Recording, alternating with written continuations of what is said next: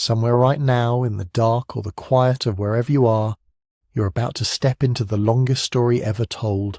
Not a story written in books, because books didn't exist yet. Not recorded in temples or carved into stone tablets, because those came later, much later. This is the story that lives in your bones, in the shape of your hands, in the wiring of your brain. It's the story of what humans actually did for the vast majority of the time we've been human.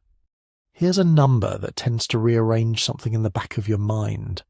Modern humans, people essentially identical to you and me, have existed for somewhere between 200,000 and 300,000 years.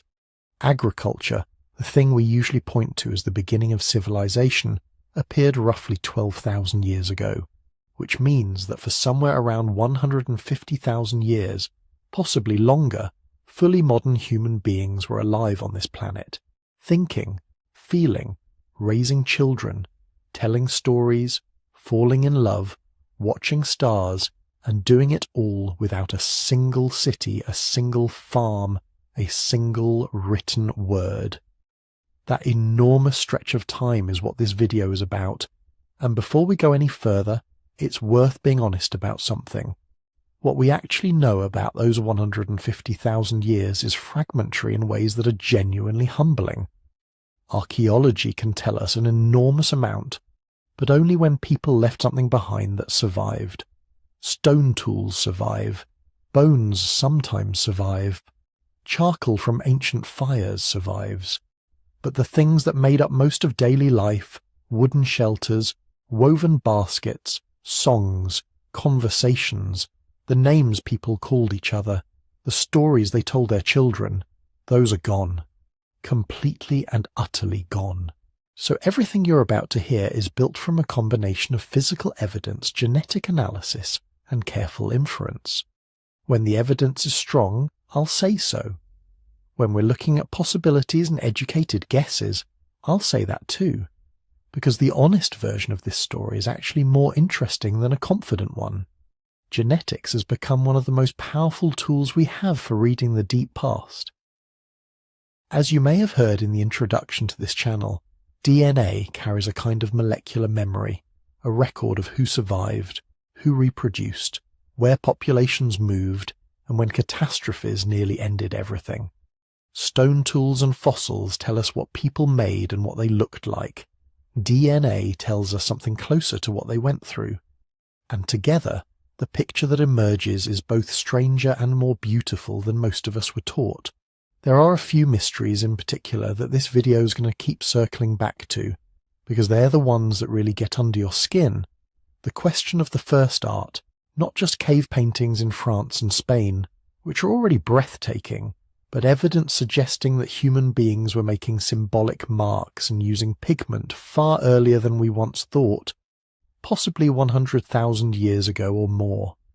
The question of early long-distance trade, or something that looked very much like it, with materials showing up hundreds of miles from where they originated in an era when there were no roads, no markets, no money.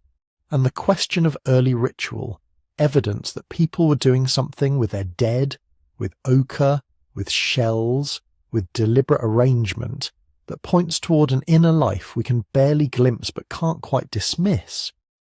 These aren't fully solved puzzles.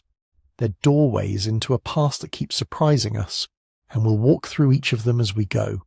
But for now, I want to invite you to do something a little different. Instead of thinking about prehistory as a timeline full of dates and categories, I want you to imagine a single ordinary day. Not a dramatic day. Not the day someone painted a mammoth on a cave wall or crossed a land bridge into a new continent. Just a Tuesday. Or whatever passed for a Tuesday. You wake up before dawn. The fire from the night before is mostly ash. Someone is already stirring it back to life. The light is grey and soft. Somewhere close, children are still sleeping in a pile of warmth. The day ahead involves finding food, maintaining relationships, watching the sky, and probably doing a dozen small-skilled things with your hands that took years to learn. By nightfall, you will have walked several miles, solved at least a few problems, laughed at something, and felt the particular comfort of sitting close to other human beings in the dark. That day, repeated across thousands of generations, is what built us. And by the end of this video, I think it will feel less distant than you expect. Before we go further, if you're watching on YouTube and you want a version without any ads and without any background music, just a voice in the dark, this video is on Spotify as well. Following the channel there is completely free and it directly supports the work of making these. There's a link in the description. It genuinely makes a difference. And while you're down there, I want to know something. Where in the world are you right now, and what time is it? Because one of the things I genuinely love about this channel is the comment section, which turns into something that feels a little like those ancient bands sitting around a fire together. Berlin at 3 a.m. Mumbai just after sunrise. Someone in New Zealand on their lunch break. Someone in Canada who can't sleep again. Drop a comment, tell me where you are, I read them. Now, the world you're about to travel back into is not the world you know. The continents are in almost the same positions, but the coastlines are different, the climate is different, and the humans walking across the landscape are using every single thing they have just to make it through.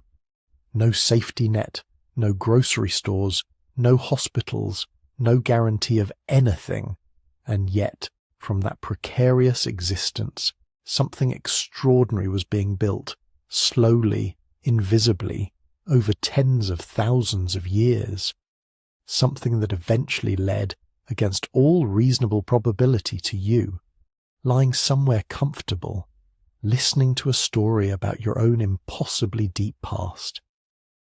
Let's begin at the very beginning of what we can see, a world of shifting climates and vanishing coastlines, where the ground itself was never quite the same from one generation to the next.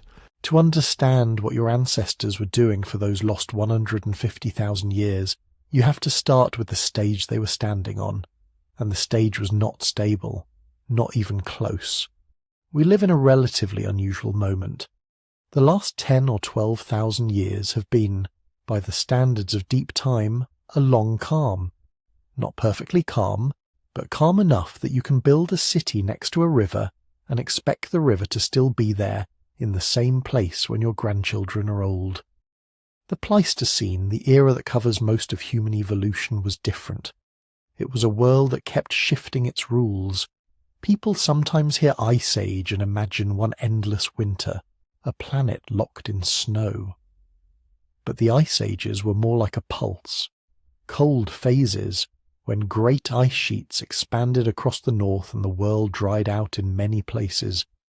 Then warmer interludes, when the ice pulled back, rains returned to some regions, forests spread, lakes refilled. And these swings didn't happen smoothly. They could be abrupt. In some cases, within a few generations, landscapes could transform in ways that would feel almost supernatural if you didn't know the physics behind it. And crucially, those global temperature changes didn't translate into one simple, uniform experience everywhere. While northern Europe was grinding under glaciers, parts of Africa might be going through a period of expanded grasslands and larger lakes, or the opposite. One region could become a corridor of life while another, not so far away, turned into a barrier. So if you're trying to picture daily human existence in this world, don't picture a single map. Picture a map that keeps being redrawn. Rivers shifting, deserts breathing outward and then retreating, coastlines sliding back and forth like a slow tide that takes thousands of years to rise and fall. And sea level is one of the most important pieces of this, because sea level isn't just about beaches. Sea level decides how big the world is. During colder phases, a lot of the planet's water is locked up as ice. Not just mountain glaciers, but continental-scale ice sheets. When that happens, sea level drops, sometimes by tens of meters, sometimes by over 100. That sounds like a number on a chart until you realize what it means on the ground. Whole stretches of continental shelf that are underwater today would have been dry land. New plains appear, new river mouths form far out where waves now break. Islands become peninsulas.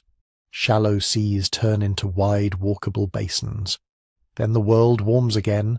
Ice melts. Sea level rises. Those same plains drown. River valleys become estuaries. Coasts move inland.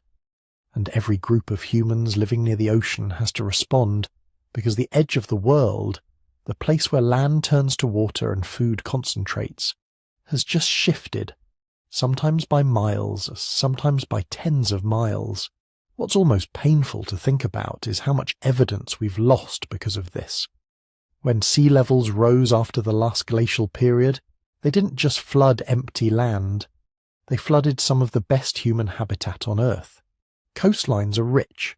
They offer shellfish, fish, seabirds, sea mammals, salt, seaweed, driftwood, and a kind of predictable abundance that inland environments often can't match. So it's entirely possible that for tens of thousands of years, some human groups were living along coasts, building traditions and routines around tidal rhythms, returning to the same coves and inlets, teaching their children where the shell beds were and when the fish ran.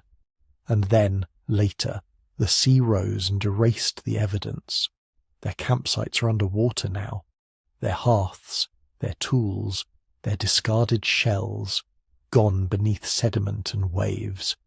This is one reason the deep past can feel so fragmentary. It isn't only that people didn't write things down, it's that the planet itself has been sweeping the floor. And it wasn't just the oceans. Inland, water was playing the same game.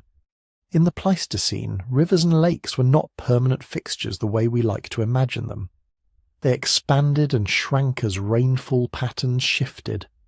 Some lakes became enormous during humid phases, then retreated or vanished during dry periods.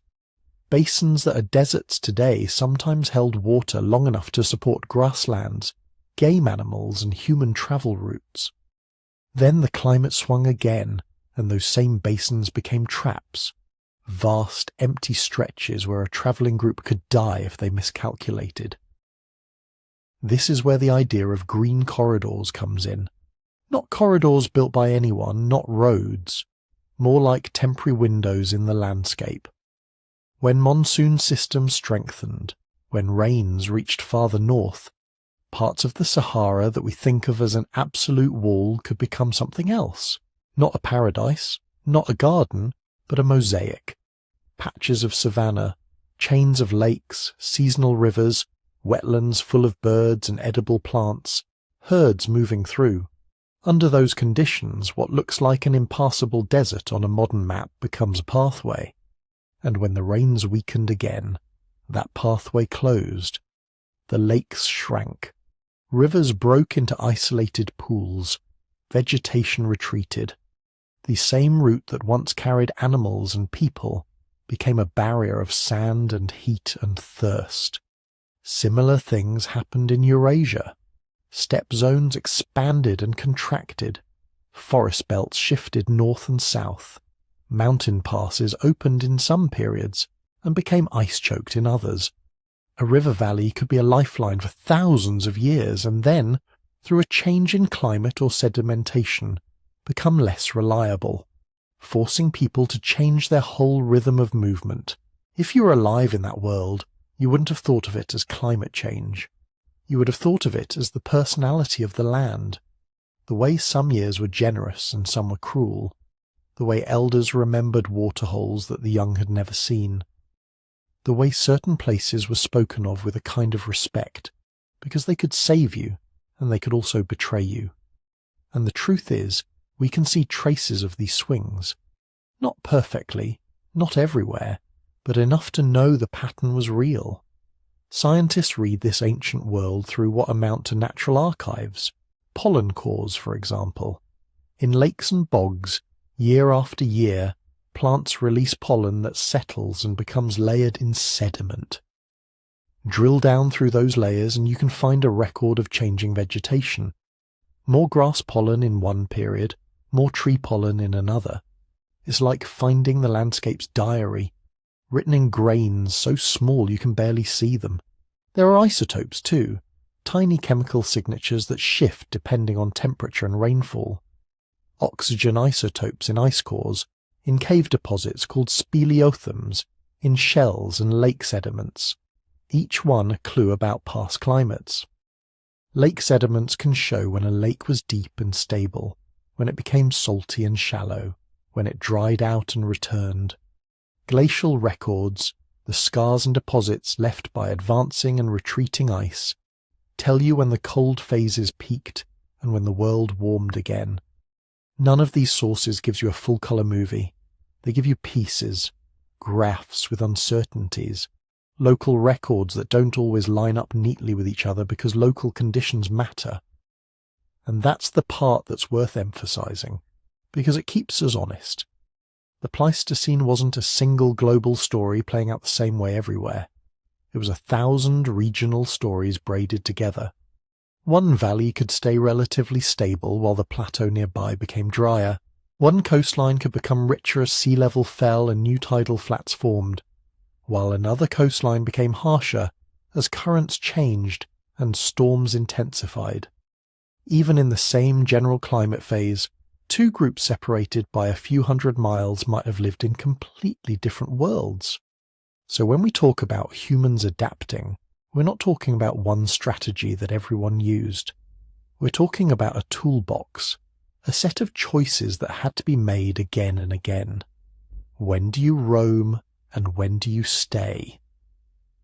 Mobility in this world wasn't just wandering, it was planning, it was memory, it was social knowledge.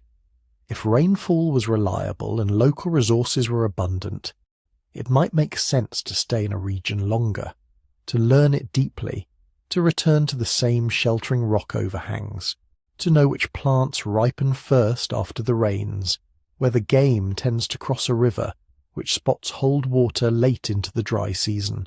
But when conditions deteriorated, staying could become deadly. Grasslands turn to scrub, herds move away, springs fail, and then the smartest move isn't heroism, it's leaving, following water, following animals, following the faint green thread of life across an otherwise hostile landscape. And there's another layer to this. Humans don't just move because of ecology. They move because of other humans. If a corridor opens, if the Sahara greens, if the Levant becomes wetter, if a coastal shelf turns into a new rich plain, populations can expand into it. But expansion creates contact.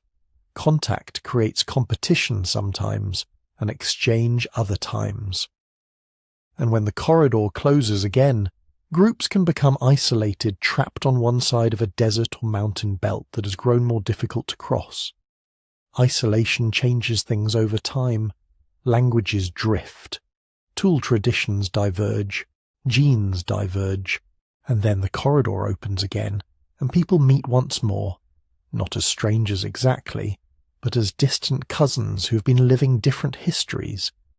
This opening and closing of pathways may be one of the deep rhythms behind human diversity, not just biologically but culturally. It's not hard to imagine knowledge travelling in bursts during favourable periods when routes are passable, then becoming local and specialised during harsh phases when movement is risky. So when you picture your ancestors in this section of the story, don't picture them as stuck in one place, or endlessly migrating like they have nowhere to be. Picture them as people reading a world that keeps changing, using that reading to make decisions that were both practical and emotional. Because leaving isn't just a logistical choice. It means abandoning familiar places, graves, old camps, favourite trees. It means walking into uncertainty with children who can't walk as fast, with elders who can't walk as far, with everything you own carried on your back. And staying, too, is an emotional choice. Staying means betting that the rains will return, that the herd will come back, that the river will rise again. It means holding on. A lot of what we call prehistory is really the record of these bets. And the reason we have to talk about uncertainty again and again is that even with all our clever methods, we often can't reconstruct the exact conditions of a specific place at a specific time, We can say a region was generally drier. We can say grasslands expanded. We can say sea levels were lower. But what did it feel like in one particular valley where one particular band lived? Was there a spring that never dried? Was there a grove of fruiting trees that changed everything? Did a single storm refill a basin and keep it alive for another decade? Those details can decide whether people thrive or die, and they rarely fossilize. So instead of a single definitive narrative, what we have is a set of constraints and possibilities. A world that is cold, then warm, then cold again. A world where coasts appear and disappear, where green corridors open and close, and within that world humans doing what humans do best, adapting, improvising, remembering, sharing information, and making the most of whatever the land offers. Because here's the thing, in a stable world you can specialize. You can build your life around predictability. In an unstable world, adaptability becomes the most precious skill there is. And that pressure, this constant demand to adjust, to learn new routes, to exploit new foods, to survive sudden downturns, didn't just shape where humans lived, it shaped what humans became. The bodies and minds that emerge out of this shifting Pleistocene stage are not accidents. They are in part answers to it. And that takes us to the next question. If the world kept changing, what had to change inside the human animal to keep up? If you walked into Africa 200,000 or 300,000 years ago, you wouldn't immediately recognize us in the faces you saw. You'd see people, clearly human, but the picture wouldn't be as simple as one sudden appearance of modern Homo sapiens, fully formed and ready for history. Instead, what you'd see is a mosaic. Different regions held different kinds of humans, some with combinations of traits that look more archaic to us, some that look surprisingly modern, and many that are a blend. Taller, shorter, heavier boned, lighter boned. Skulls with subtly different shapes. Faces a little broader here, a little more delicate there. Evolution in this period doesn't draw a clean line and say, before this date, not us, after this date, us. It works more like a patchwork quilt sewn over time in different places out of slightly different pieces. When we talk about Homo sapiens emerging in Africa, that's the world we're talking about. A continent-sized laboratory where populations were sometimes connected, sometimes separated by deserts or forests or distance, exchanging genes and ideas when corridors opened, drifting apart when conditions closed them off again. Some of these groups carried traits we'd call modern in their skulls and skeletons. Others carried behaviors we'd recognize in ourselves, making complex tools, moving over long distances, perhaps decorating objects or themselves. Put all of those strands together over tens of thousands of years, and you get something like the first true version of us. But it doesn't happen with a single birth or a single invention. It happens as a pattern that gradually becomes clearer while the climate keeps shifting around it. Part of that pattern is the body. The classic Homo sapiens body is built for a particular kind of life, not sprinting like a cheetah, not towering like a giant ape, but doing something much less dramatic and much more important in the long run. Steady, efficient movement across rough ground, day after day.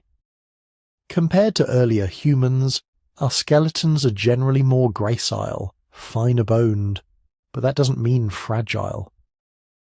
The ankle, knee, and hip joints are shaped to handle long periods of walking and running. The arch of the foot works like a spring. The long tendons in the legs and feet store and release energy with every step, making endurance travel less costly. Our big gluteal muscles and the structure of the pelvis help keep us stable while we run, so our upper bodies don't pitch wildly from side to side. There are other quiet adaptations as well. A whole system of sweat glands and relatively little body hair make us unusually good at dumping heat compared to many mammals. Our breathing and circulatory systems can support long periods of moderate exertion. Taken together, these traits don't turn us into super athletes in any obvious way, but they make it possible for small groups to cover distance, to follow herds, to search widely for water and edible plants without collapsing. It's tempting to tell heroic stories here. People running antelopes to exhaustion over endless plains, epic chases under the noon sun. Maybe that happened sometimes, maybe in some places with some groups. But the safer picture, the one that fits what we know, is more modest. People who could keep going, who could leave a drying valley and make it to the next one, who could loop out from camp on foraging trips that were measured in hours or days, not minutes. Bodies that were good at enough endurance, not mythical extremes. Those bodies were carrying something else that mattered even more, a mind increasingly specialised for living in a world that wouldn't sit still. We can't open a Pleistocene skull and read thoughts from the bone, but we can infer some of what those brains were doing from the traces of behaviour they left behind. When you see stones napped in a consistent style across a wide region, that's not just hands at work, that's planning and shared tradition. When you see tools transported long distances from their original rock sources, that suggests people understood landscapes well enough to remember where rare materials were and cared enough to carry them home. Planning like that doesn't happen in isolation. It implies thinking ahead, not just what do I need now, but what will I need at the next camp? What will my children need? It implies teaching, because standardized techniques don't arise fresh in every generation. They're passed on. An adult shows a youngster how to strike stone at the right angle, how to trim a spear point, how to prepare a plant so it nourishes instead of poisons. The youngster tries, fails, tries again, and those small corrections, not like that, like this, are a form of quiet, everyday education. Around shared fires, in whatever languages they were speaking, people must have been trading information, where they'd seen animals last season, which hollow trees housed bees, which strangers were friendly and which were dangerous.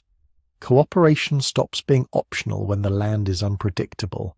One person might remember the old waterhole, another might know how to read the sky for approaching storms, a third might be especially good at calming an argument before it tears the band apart. None of this shows up directly in the fossils, which is why we have to be careful. Bones and genes and stone tools are clues, not full biographies. On the one hand, the fossils give us shapes, skulls from places like Jebel Irhoud in Morocco, Homo Kibish, and Herto in Ethiopia, and other sites across Africa that combine older and newer features in different mixes, brow ridges softening, faces becoming a bit flatter, brain cases becoming more globular. Not all at once, not in one single line, but as a scattered record of populations gradually converging on what we'd recognize as Homo sapiens anatomy. On the other hand, genetics gives us patterns of relationship. DNA extracted from living people, and, in a few lucky cases from ancient bones, suggests that our species has deep roots in Africa, with multiple regions contributing to the final picture. It also shows that the story wasn't isolated. There were genes from other human groups flowing into our lineage, and our genes flowing into theirs, in different times and places. Put together, fossils and genetics tell us that becoming human was not a lonely process. We shared the continent, and later the wider old world, with other humans, some like us, some not quite like us, some belonging to lineages, like the so-called archaic Africans, that we're only beginning to understand. Sometimes we probably competed with them. Sometimes we likely traded or shared mates or copied each other's tricks. Sometimes we just passed at a distance, aware of each other but keeping to separate territories. So when we ask, when did modern behaviour appear? We're probably asking the wrong kind of question. There's little sign of a single overnight revolution where minds suddenly switched on and culture burst into full bloom everywhere at once. Instead, the evidence looks more like pulses. In one period, In one region, you might see an uptick in symbolic behaviour, pieces of ochre that look as if they were engraved, beads made from shells, pigments collected from far away. Then, perhaps separated in space or time, another pulse. New hunting techniques, new ways of organising camp, new forms of long-distance exchange. These innovations appear, spread for a while, sometimes disappear from the record, sometimes resurface in altered form somewhere else. It's as if different parts of the human network lit up at different moments, trying new ways of thinking and living, some of which stuck and became part of the shared toolkit, and some of which faded out when conditions changed. By the time our ancestors began expanding seriously out of Africa, they carried bodies that could move through a restless world and minds that could imagine more than what was right in front of them. But those capacities had been assembled piece by piece in many places, many times, not as a single leap into modernity, but as a long series of quiet adjustments. Those bodies and minds would now turn to the next challenge, not just surviving in a shifting landscape, but reshaping it with skill. The tools in their hands were about to become more than simple stones.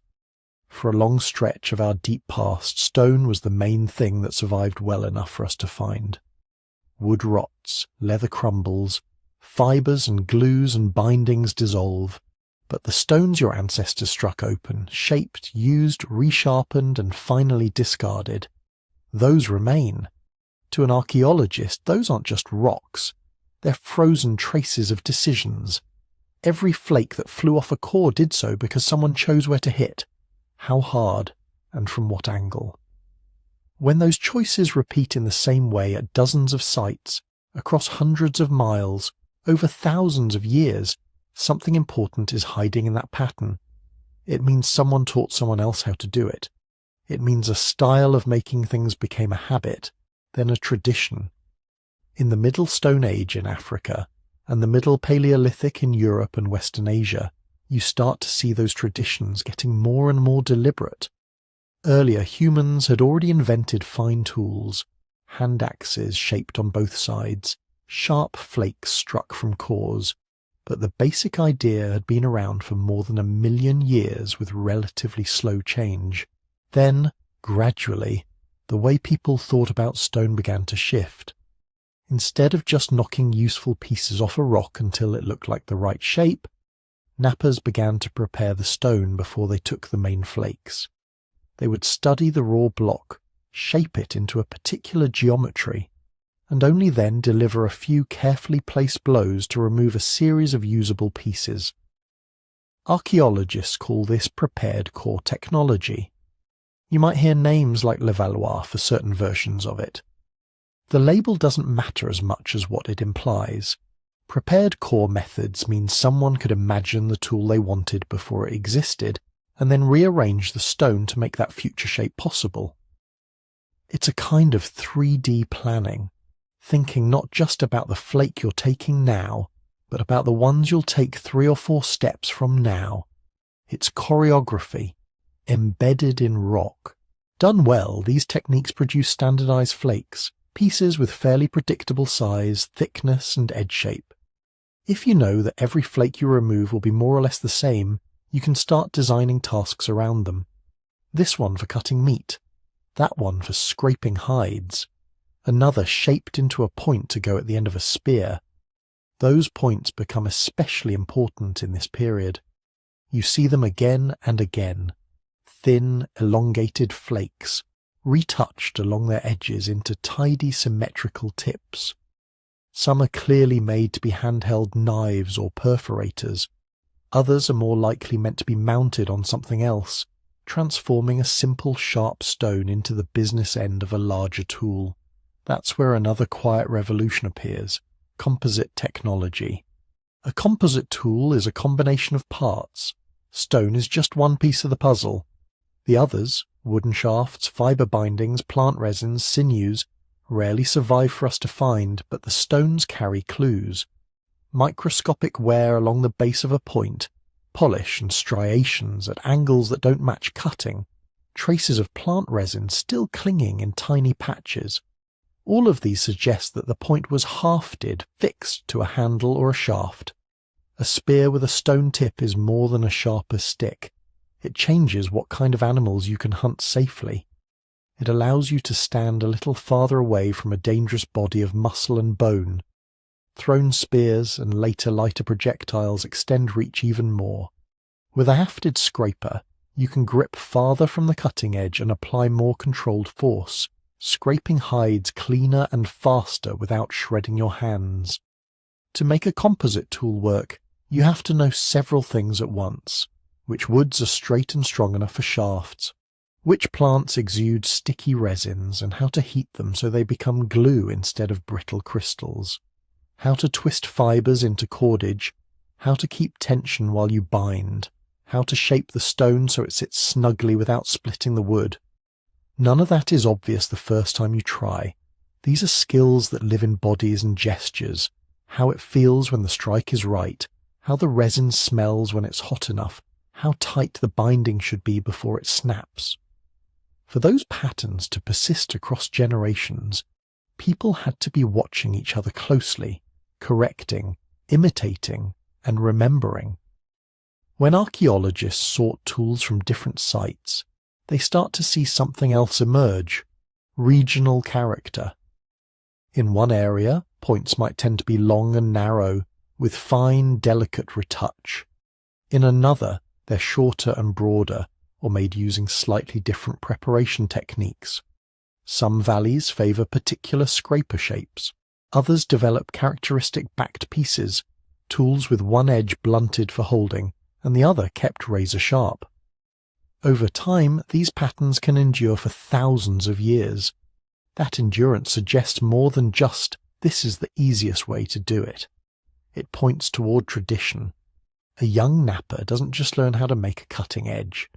They learn how to make a cutting edge the way their people do it. The local recipe for turning stone into function becomes part of identity, even if no one ever says it out loud. These regional styles probably map, at least in a loose way, onto social landscapes. Clusters of sites with similar tools may represent bands and larger networks that shared marriage partners, hunting knowledge, and stories. When a piece of stone turns up hundreds of kilometers from its source, shaped in a way that matches the faraway quarry style, it hints at travel, exchange, or visiting kin. Through all of this, the pace of change is revealing. Some tool traditions appear, spread, and then vanish from the record. Others linger with only small adjustments for staggering spans of time. There are stretches where innovation seems to slow, and others where new forms pile on top of each other quickly. All of it together paints a picture of human groups trying things, copying what works, and sometimes holding on to older ways because they still fit their world. But stone, for all its usefulness, is also a limit.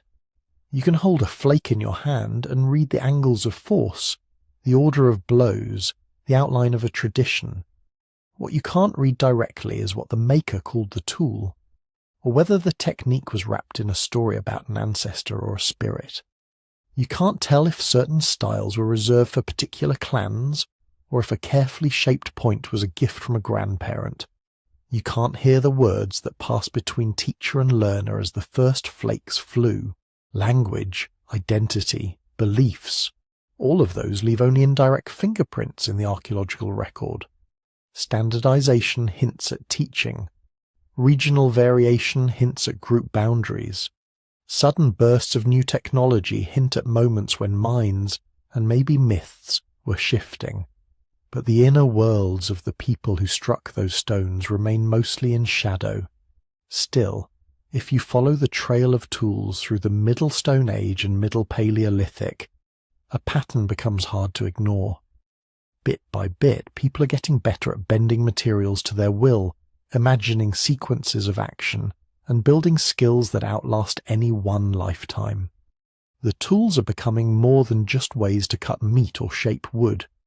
They're becoming carriers of memory, and as those stone edges refine, another kind of technology is taking shape alongside them. one made not of rock and wood, but of heat, light, and the chemistry of flame. Fire is older than our species, but for a long time it was probably something you borrowed from the world rather than something you made on demand. A lightning strike sets a tree ablaze. A grass fire runs through a dry valley. Early humans and their relatives may have followed those burns, nursing glowing coals, feeding them with dry bark and twigs, keeping the flame alive as long as they could. Losing it would mean going back to the mercy of storms and chance. By the time the stone traditions you've just heard about were flourishing, people were doing something more confident. They were treating fire not as an accident, but as a tool.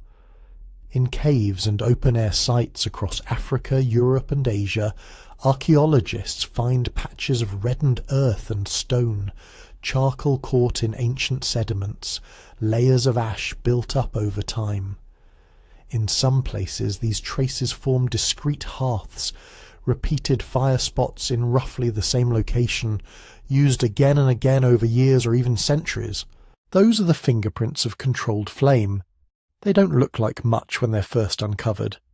A darker smear of soil, bones with one side burned and the other still white, rocks cracked by heat.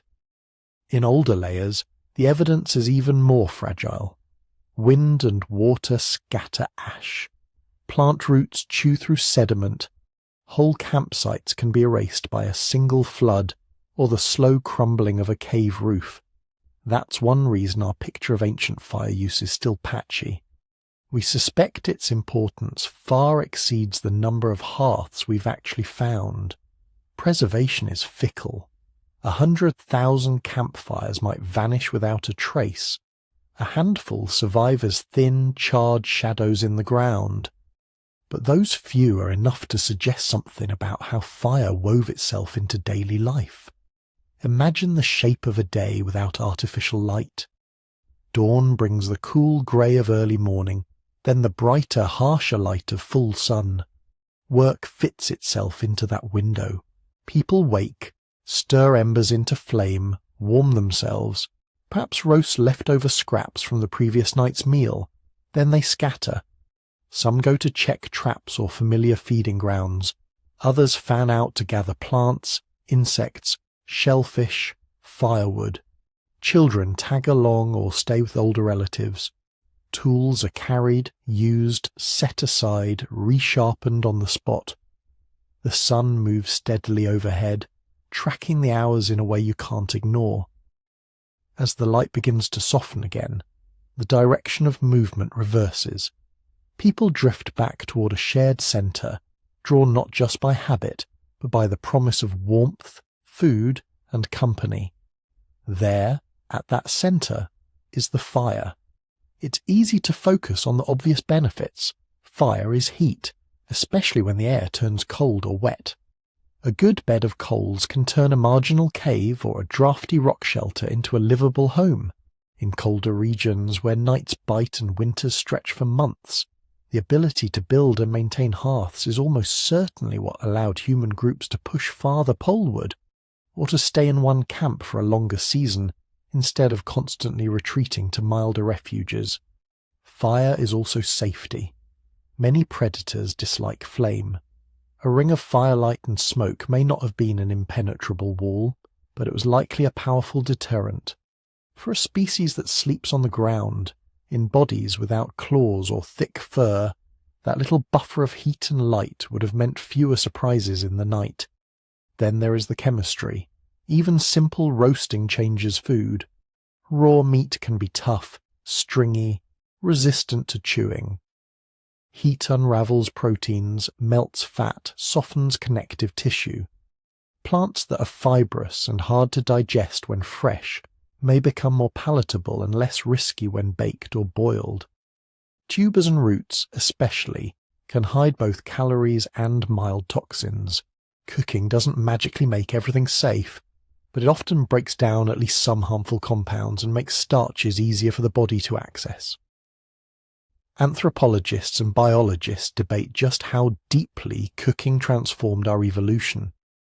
Some argue that an earlier mastery of fire and cooked food freed up energy, allowing our guts to shrink and our brains to grow.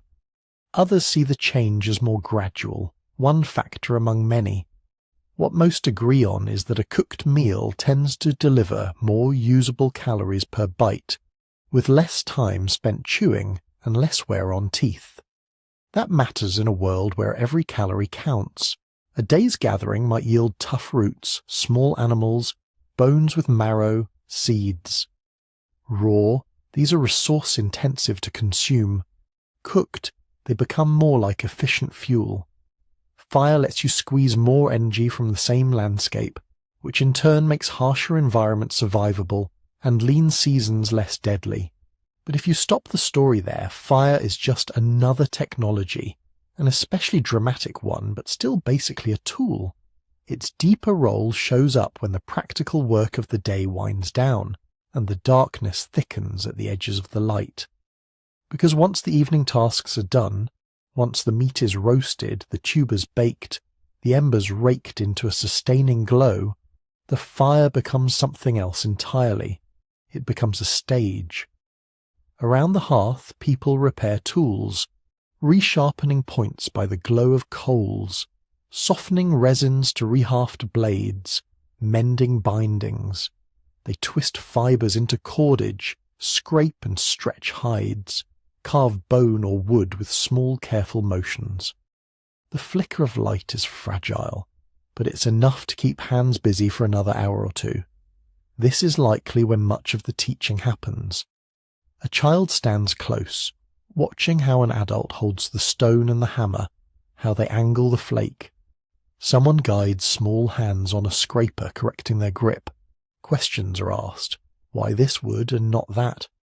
Where did you find that sticky sap? Which plant will make you sick if you don't cook it long enough? The answers might be simple instructions, or they might come wrapped in stories, myths about how a certain animal taught humans to use fire, or warnings tied to tales of people who ignored the rules and were punished. Language practiced by day in the urgency of the hunt and the search for food becomes slower and more expansive at night. Around the fire you can talk about things that aren't immediately in front of you, places far away, seasons long past, ancestors who died years ago, spirits, or forces that no one has seen but everyone discusses. You can rehearse what happened in the last hunt, argue gently about what to try next time, imagine strategies that haven't yet been tested. The fire stretches the human day not just in time, but in mental space. It gives you hours that are not entirely about staying alive in the present moment, hours that can be spent weaving memory, planning, speculation, and play together. Song, rhythm, and eventually something like formal storytelling all find a natural home here, in this ring of intermittent light where faces glow and the rest of the world fades into darkness. Every hearth we find in the archaeological record once held these intangible things as surely as it held burning wood. We can sift its ash and identify the species of trees that were burned. We can examine charred bones and determine whether they belong to deer or horse, antelope or fish. In some cases, we can even see how many times a fire spot was reused and rebuilt. What we can't recover are the sentences that rose into the smoke. We don't know what jokes made people laugh until they coughed with it. We don't know the first metaphors someone used to explain lightning, or why the moon changes shape. We don't know how a grandparent told the story of the time the river iced over early, or the way a parent explained where babies come from, or where the dead go. We only know that some kind of explaining, some kind of remembering, must have been happening again and again, night after night, for tens of thousands of years.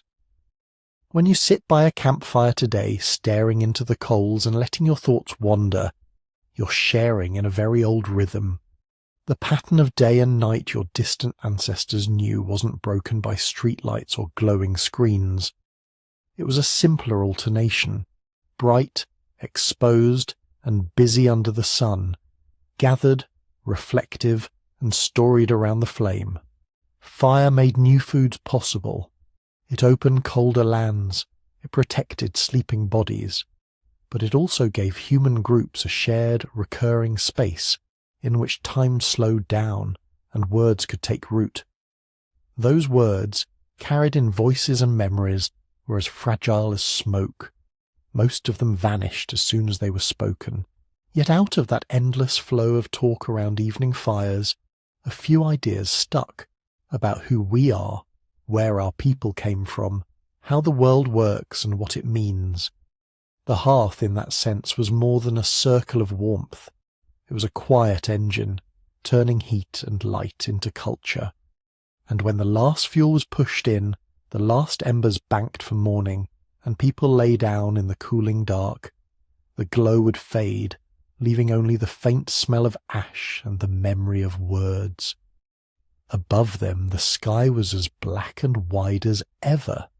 Ahead of them, another day of work and searching. But between those two, between the long bright labour and the longer dream-filled night, there was always that small island of firelit time, where minds could stretch just a little beyond survival. In that flickering margin, the path toward everything that would follow, art, religion, science, cities, was already beginning to glow. By the time the evening fire is burning steadily, the hardest work of the day is already done. Somewhere, not too far away, the land has been combed. If you could follow your ancestors through one of those days, the first thing you'd notice is how little of it looks like the simple picture in school books. A heroic hunter with a big spear, chasing some enormous animal. Most of the time, the work of staying alive is quieter, more patient and more varied than that. The menu starts small. In the soft light of morning, people move out into familiar territory, a slope that, at this time of year, carries certain berries, a stand of trees where nuts fall heavily in the late dry season, a seep where edible greens appear after the first rains, a strip of coastline where shellfish can be pried off rocks at low tide. Every landscape has its own list, and the list changes with the seasons. Tubers lie underground in hidden nets of root. Some are mild and starchy. Others are laced with irritants or outright poisons unless they're treated carefully. Leaves can be boiled and the water thrown away. Pieces can be sliced thin and roasted until the smell changes and the sting fades. Nuts carry dense calories in tight shells. Some crack easily between stones. Others need to be dried first or leached in running water to wash out bitter compounds. Seeds can be ground on flat rocks, mixed with a little moisture, warmed on stones near the fire until they puff and brown. Honey glows at the edge of the possible. It's one of the richest foods in the ancient world, but it comes guarded by insects that sting or hidden in crevices that require climbing, smoke, and courage. In some traditional societies today, honey gathering is almost an art form, knowing which trees to check, what season, what the bees' flight patterns mean. It's likely that for many of your ancestors too, honey was both delicacy and prize, something people sang about on the way home. Shellfish and other shoreline foods tell another story. On coasts and along big lakes and rivers, people learn the tides and the currents the way others learn animal tracks. They know when mussels are fat, which patches of reeds hide fish, how to wade quietly at dawn with a spear or basket. Some shellfish accumulate toxins at certain times of year. Learning when to avoid them is a matter not of instinct, but of accumulated memory. All of this makes foraging look less like random wandering and more like reading.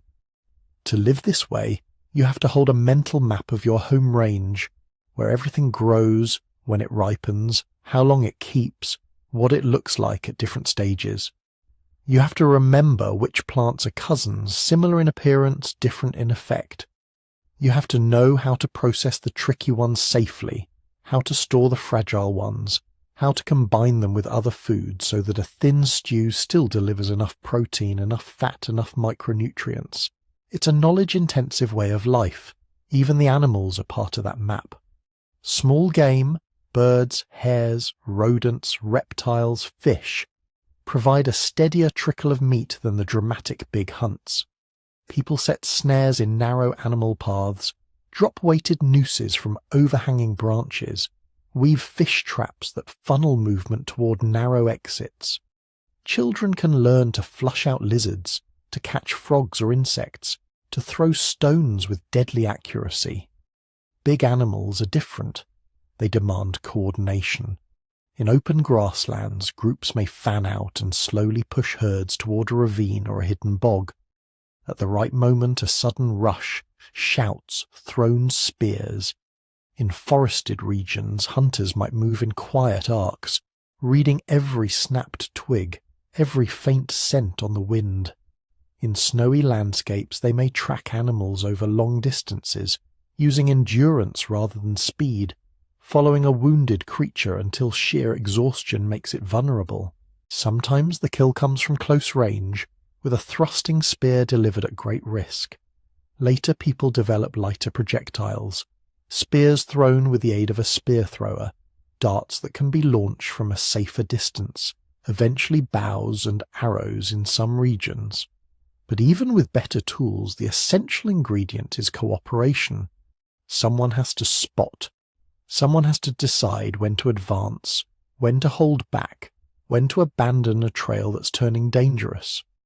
In some groups, certain people specialize, not because anyone has a permanent job the way they might in a settled village, but because skill and preference sort themselves out across the band. One person reads tracks unusually well. Another has a knack for predicting an animal's next move.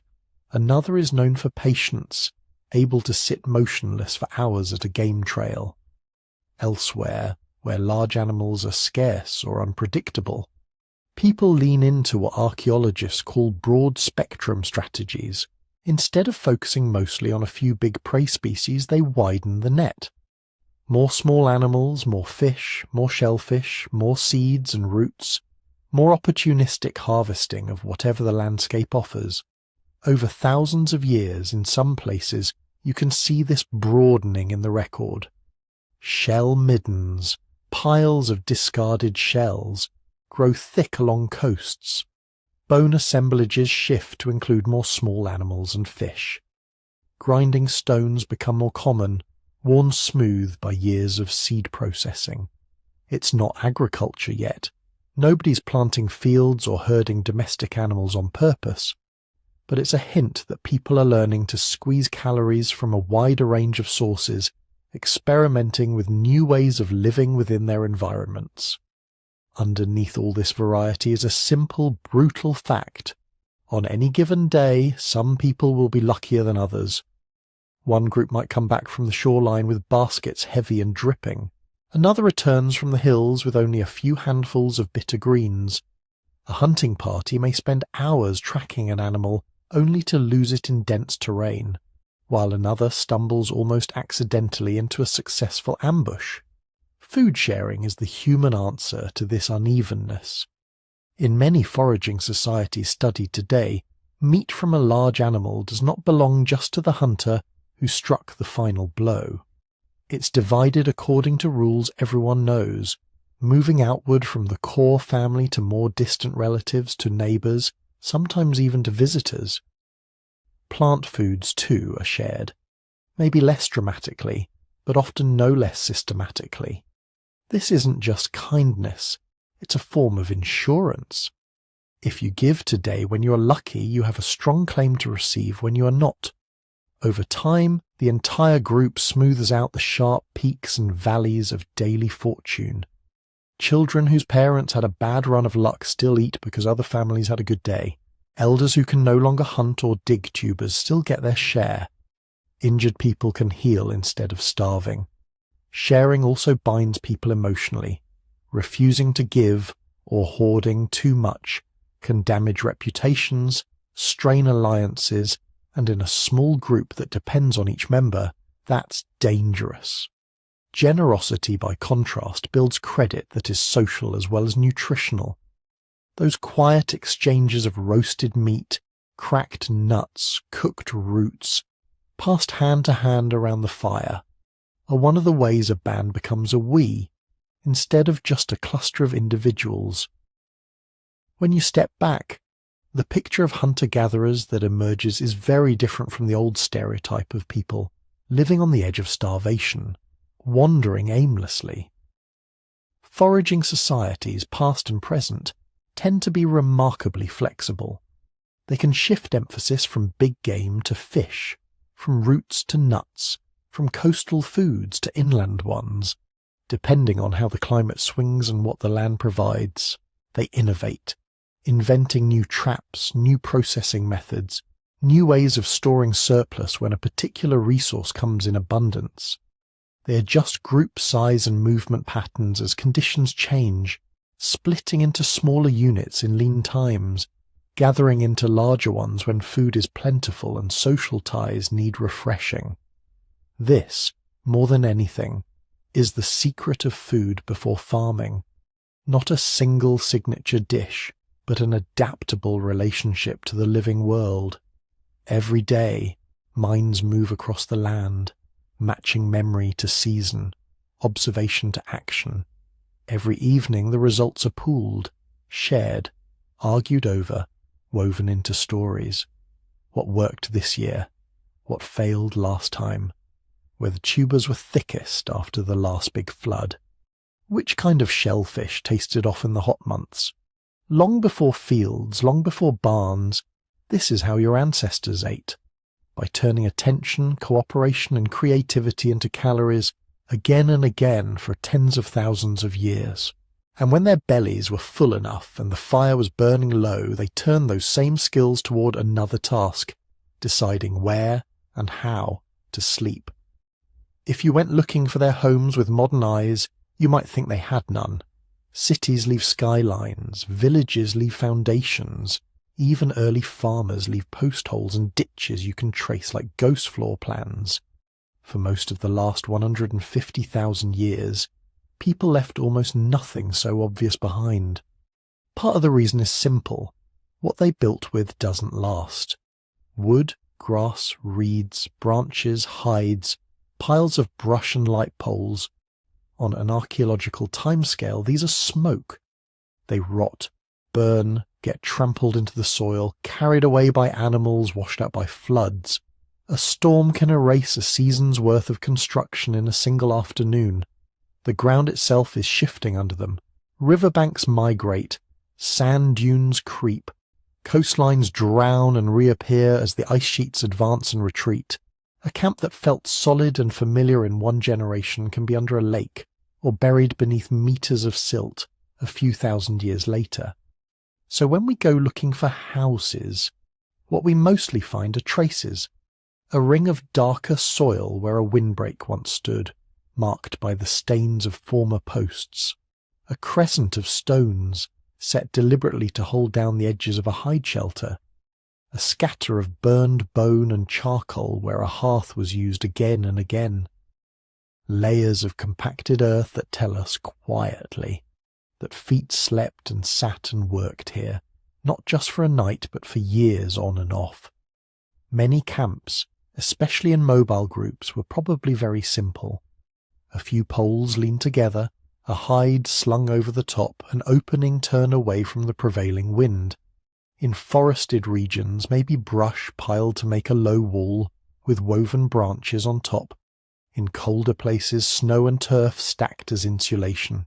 In dry seasons, perhaps nothing above you at all, just the shelter of trees and a shared agreement about where the sleeping places would be. Rock shelters, overhanging cliffs, shallow caves, offered something sturdier.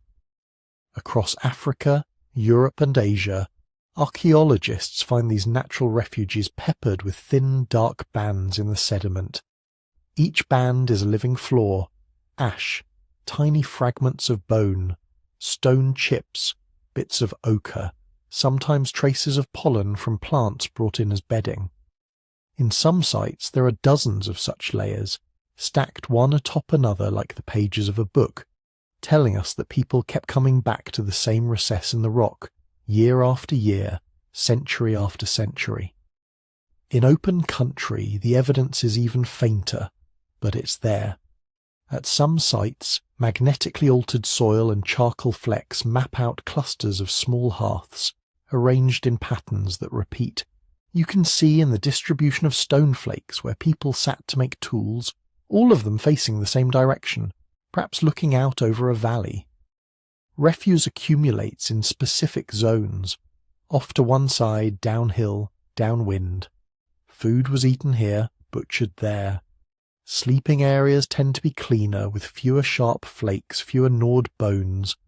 None of that looks like a house in the modern sense, but it does look like something just as important: planning. To separate a napping spot from a sleeping spot is to think ahead about comfort and safety. To put rubbish in one area and keep the hearth circles clear is to manage smoke, smell, and pests. Even in very temporary camps, this kind of micro-organisation shows up again and again. It suggests that home, for your ancestors, was less a building and more a pattern in space, a way of arranging life around fire, around tools, around each other. Within that pattern, there were quiet revolutions in comfort. Bedding isn't glamorous, but it might be one of the oldest quality of life technologies humans developed. In South African rock shelters more than 100,000 years old, archaeologists have found mats of compacted plant material laid over the floor, layer upon layer, sometimes dusted with ash, possibly to keep insects away. Elsewhere, there are traces of grasses, leaves and twigs that seem to have been gathered deliberately, renewed when they became dirty or damp. Over and above this plant layer, hides make another kind of improvement. A skin thrown over bedding keeps drafts off.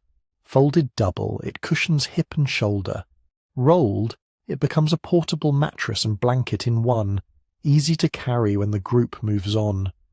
In colder climates, multiple hides, hair in, hair out, trap warm air. Children are wrapped and unwrapped.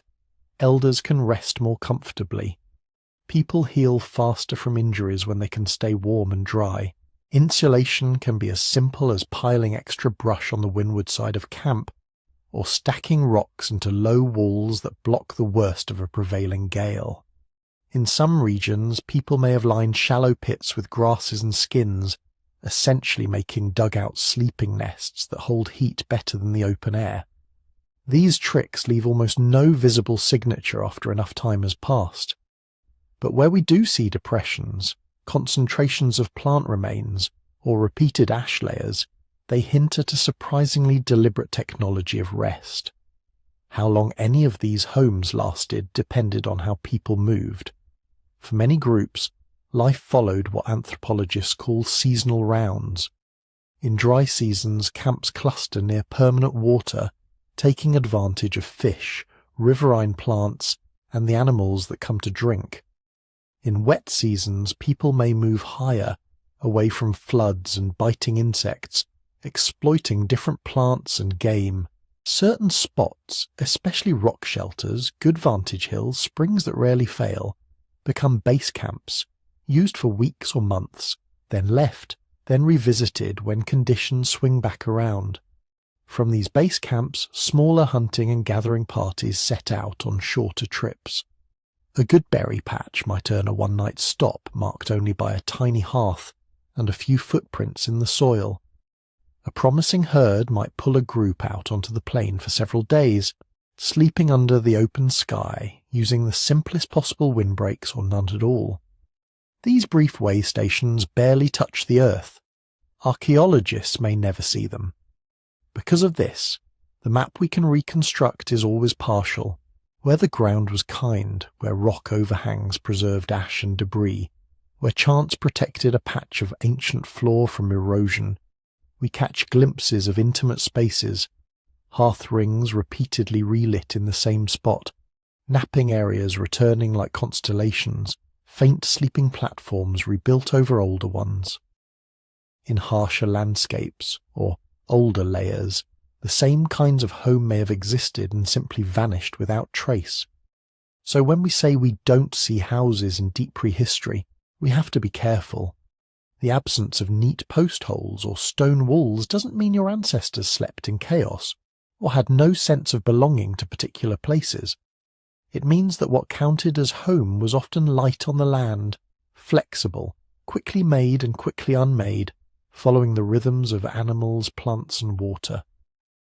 Home was a circle around the fire, a shared understanding of where to cook, where to work stone, where to lay children down at night. It could be picked up and carried, then quietly reassembled in a new clearing, under a new stand of trees, beneath a familiar cliff face stained with smoke from fires long gone. From these modest, vanishing structures, another industry grew, the one your ancestors wore on their backs, stitched, scraped and softened to turn exposure into shelter you could carry with you. Clothing is even more invisible than houses. A shelter might stain the soil, leave a ring of stones, a patch of ash. A shirt, a pair of leggings, a hood or a glove made from skin or fibre, those just disappear. They rot. They're eaten. They crumble into nothing long before the layers of earth above them turn to rock. For most of the last 150,000 years, your ancestors' wardrobes have vanished without a trace. So when we talk about what they wore, we're mostly not talking about direct finds. We're talking about clues. One line of evidence is simple logic. If people were living in windy uplands, or spending winters in Ice Age Europe, or hunting far out onto frozen rivers, bare skin wouldn't be enough. Even a body with a thick layer of fat can't stand for hours in sub-zero wind chill without some kind of insulation. The very fact that humans occupied those environments at all suggests they had learned to carry shelter on their skin. Another clue hides in bones. Not human bones, but animal bones. At many sites, archaeologists find piles of carefully butchered skins animals, reindeer, horses, antelope, big bovids, cut in ways that preserve long, continuous stretches of hide. There are telltale scrapes on the inner surfaces, where flesh and fat were peeled away. The pattern of cuts often makes no sense if the goal is just meat. It makes much more sense if someone was trying to save the coat. Then there are the tools. Across Africa, Europe and Asia, from at least 100,000 years ago and probably earlier, people are making specialized scrapers, stone tools shaped just right to be drawn again and again across a wet hide, removing tissue, thinning and softening the skin. The edges of these tools carry microscopic wear that matches experimental hideworking. Their distribution at sites, clustered near hearths and away from butchery debris, suggests dedicated tanning spots, places where someone sat for hours working a single skin into something usable. This process is slow. An animal is killed. The hide is peeled off, stretched, pegged or weighted. Flesh is scraped away, often with repeated passes. The skin is soaked, twisted, maybe rubbed with fat or brain tissue to lubricate the fibres. It's smoked over a smouldering fire to make it more resistant to water and decay. All of this can take days. Hideworking is one of the earliest crafts that demands patience, knowledge, and practice. Do it wrong, and the result is a stiff board that cracks when you fold it. Do it well and you get something soft, flexible, almost cloth-like, a material you can sleep on, wrap around a child, or shape into clothing. Shaping it is another puzzle. We rarely find needles from this deep in time, but we do start to see bone points, slender, polished, sometimes with a groove or tiny indentation at one end that could have served as perforators or primitive awls. With an awl, you can punch holes along the edge of a hide and then thread something through. That something is another invisible revolution. Cord. The moment your ancestors learned to twist plant fibres, tendons or strips of rawhide into cordage, the world changed.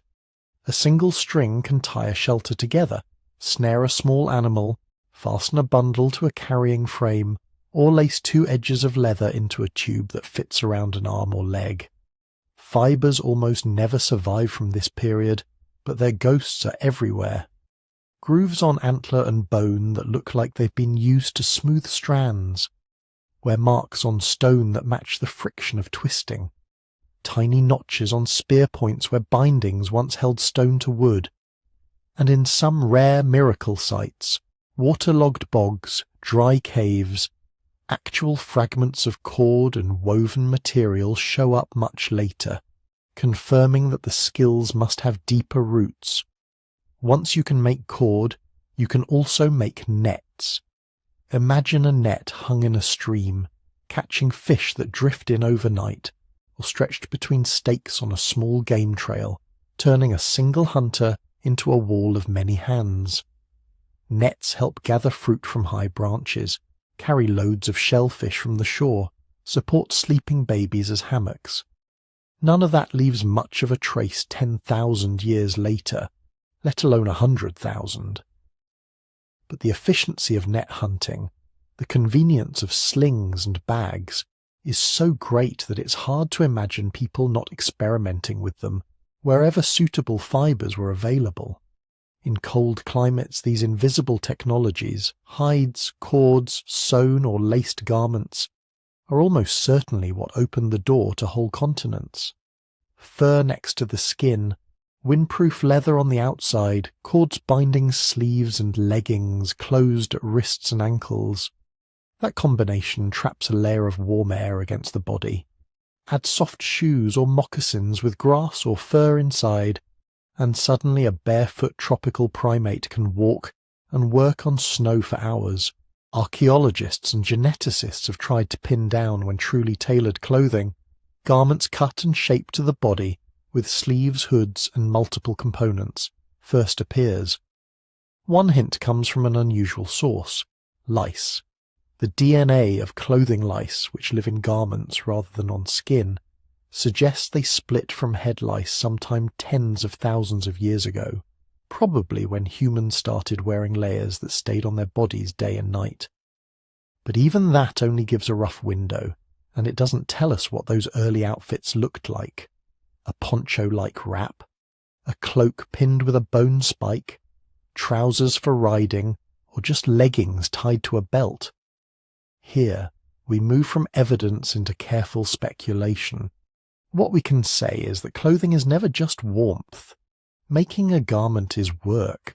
The person who knows how to choose the right skin, how to thin it to the right thickness, how to cut around the tough parts, how to join pieces without creating chafing seams, that person holds valuable knowledge.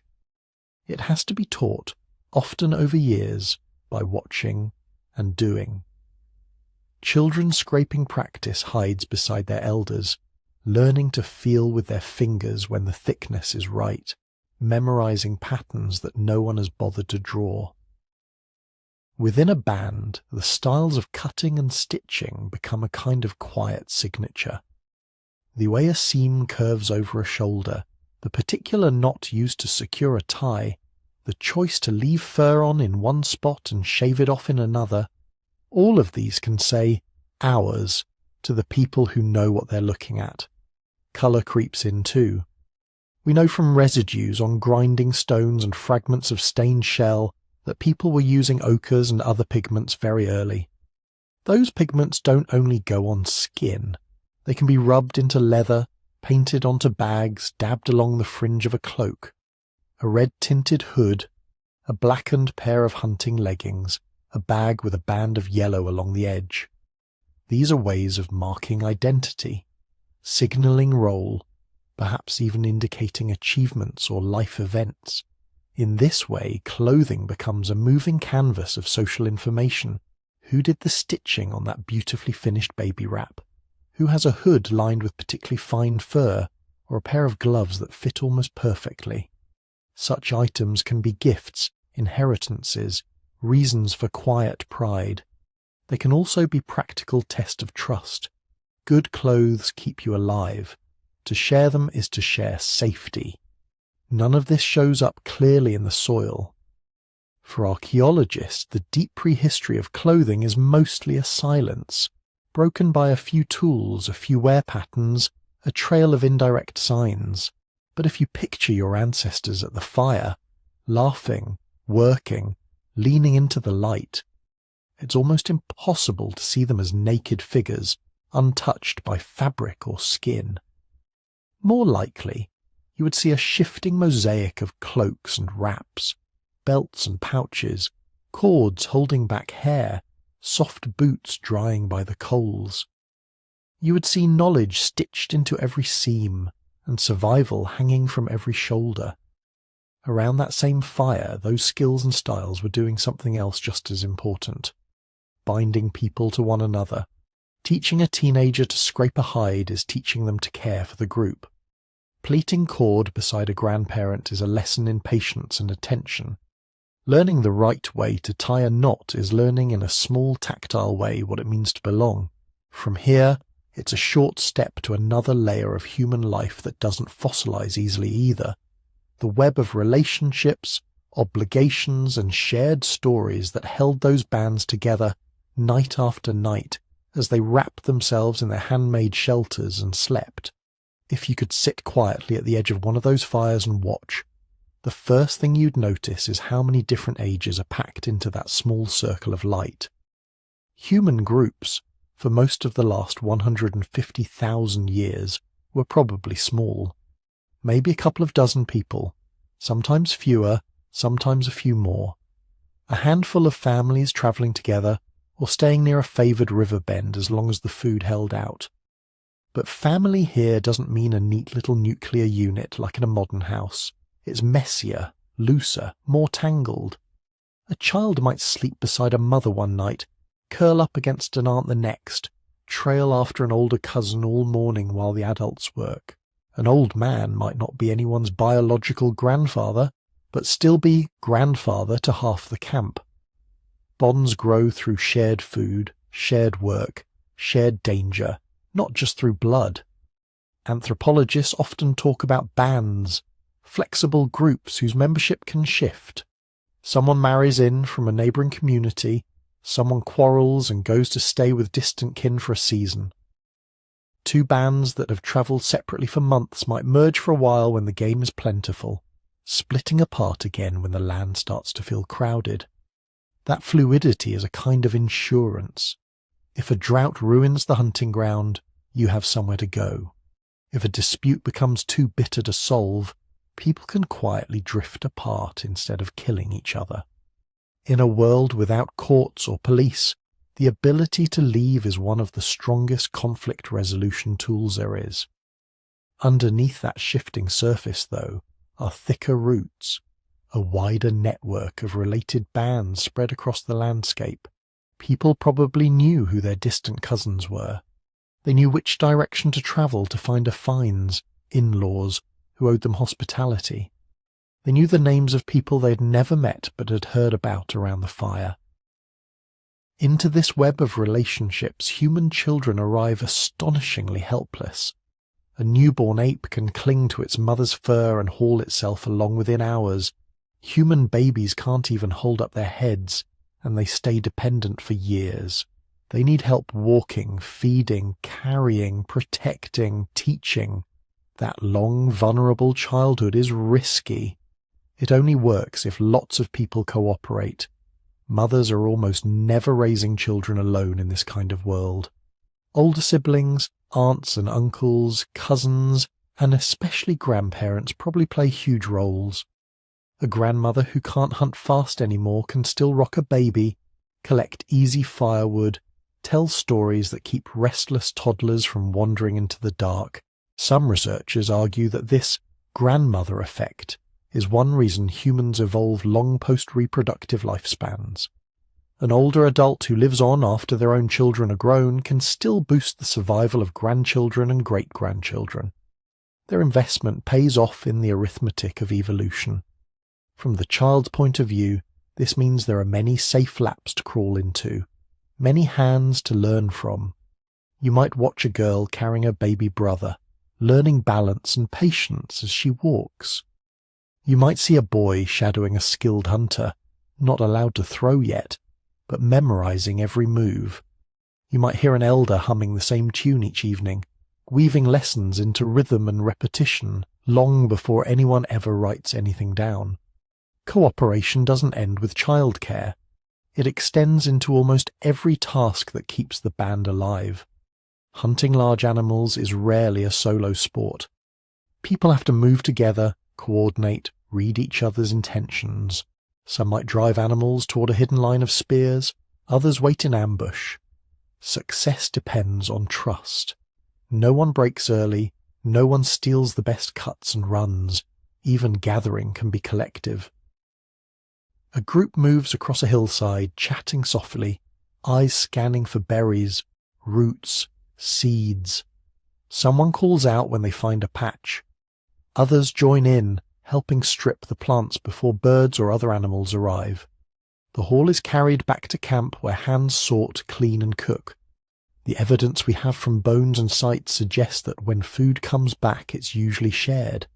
It's unlikely that anyone who regularly refused to share would stay welcome for long. In a small band, reputation is everything. People remember who helps when meat is scarce, who looks after a neighbour's child, who pretends not to see when someone limps back to camp empty-handed.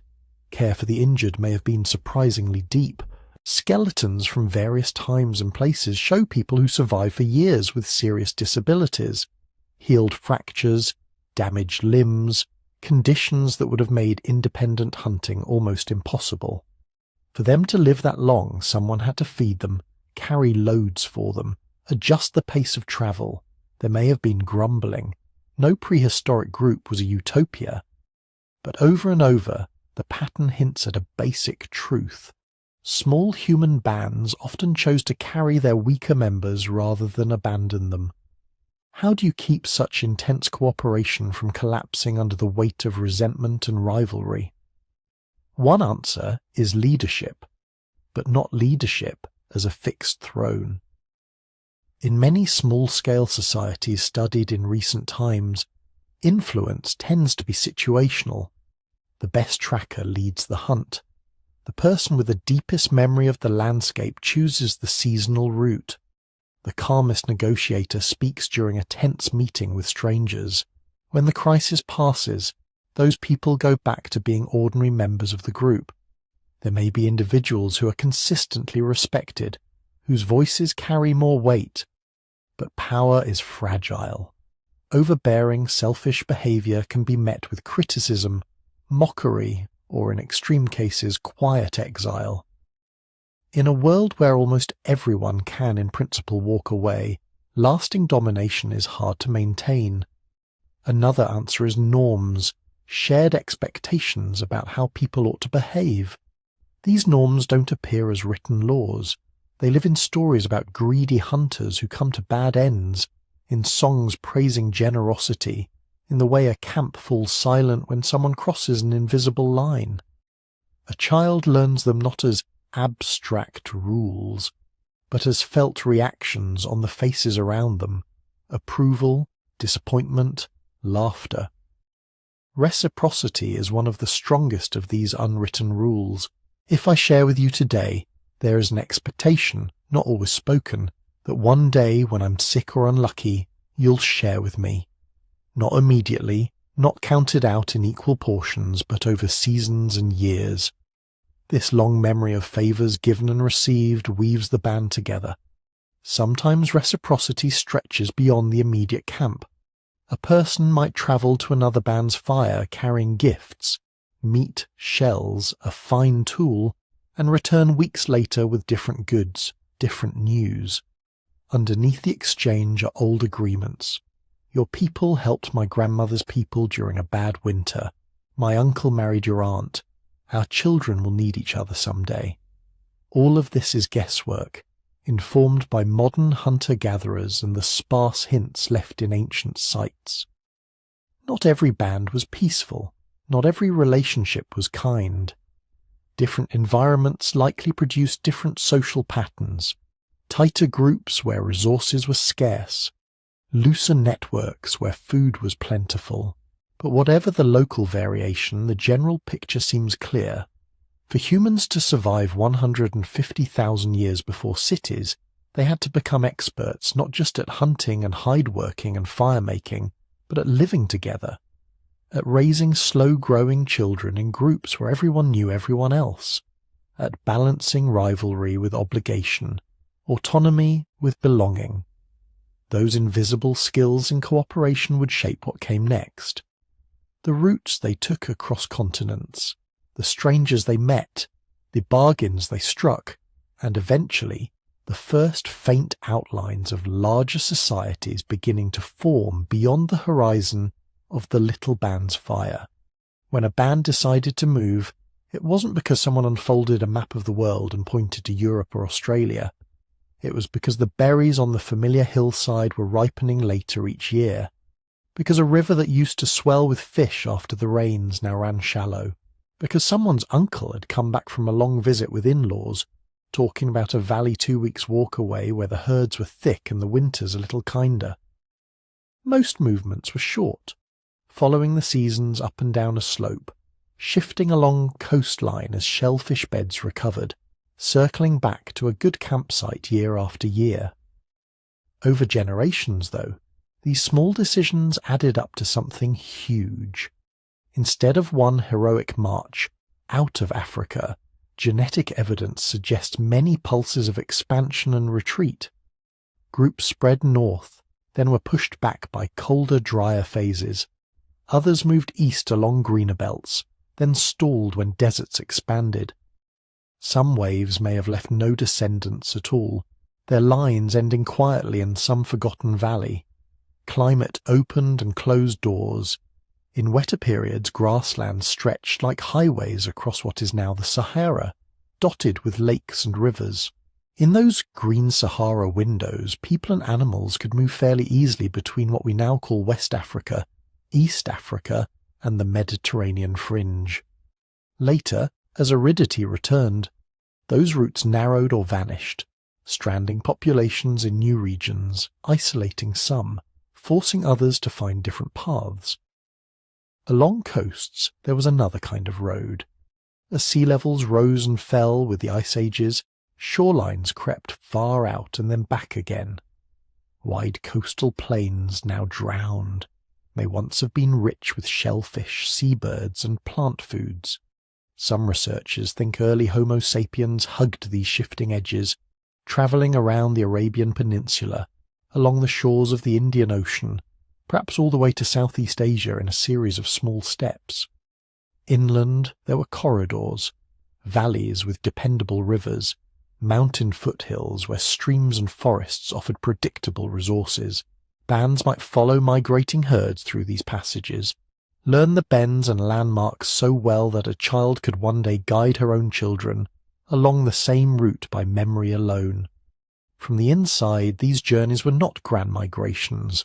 They were practical choices made by people who did not know they were heading toward Europe or Australia, only that the sky looked wrong this year, that the familiar waterhole had sunk too low, that a trusted elder dreamed of plentiful game in the direction of the setting sun. With movement came encounters.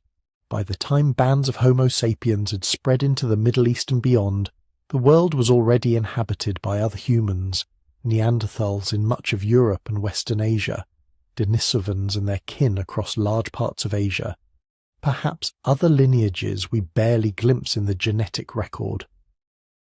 Archaeology gives us scraps, stone tools of different styles layered in the same cave sediments suggesting one group occupying a place after another.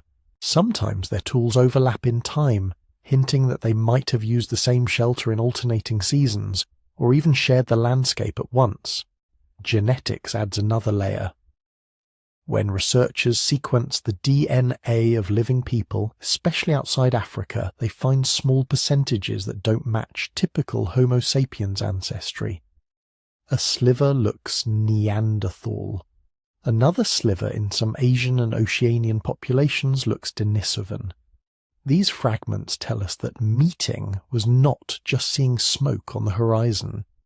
It sometimes meant bodies and lineages blending, children with mixed ancestry, born into bands that had to find ways to make sense of difference.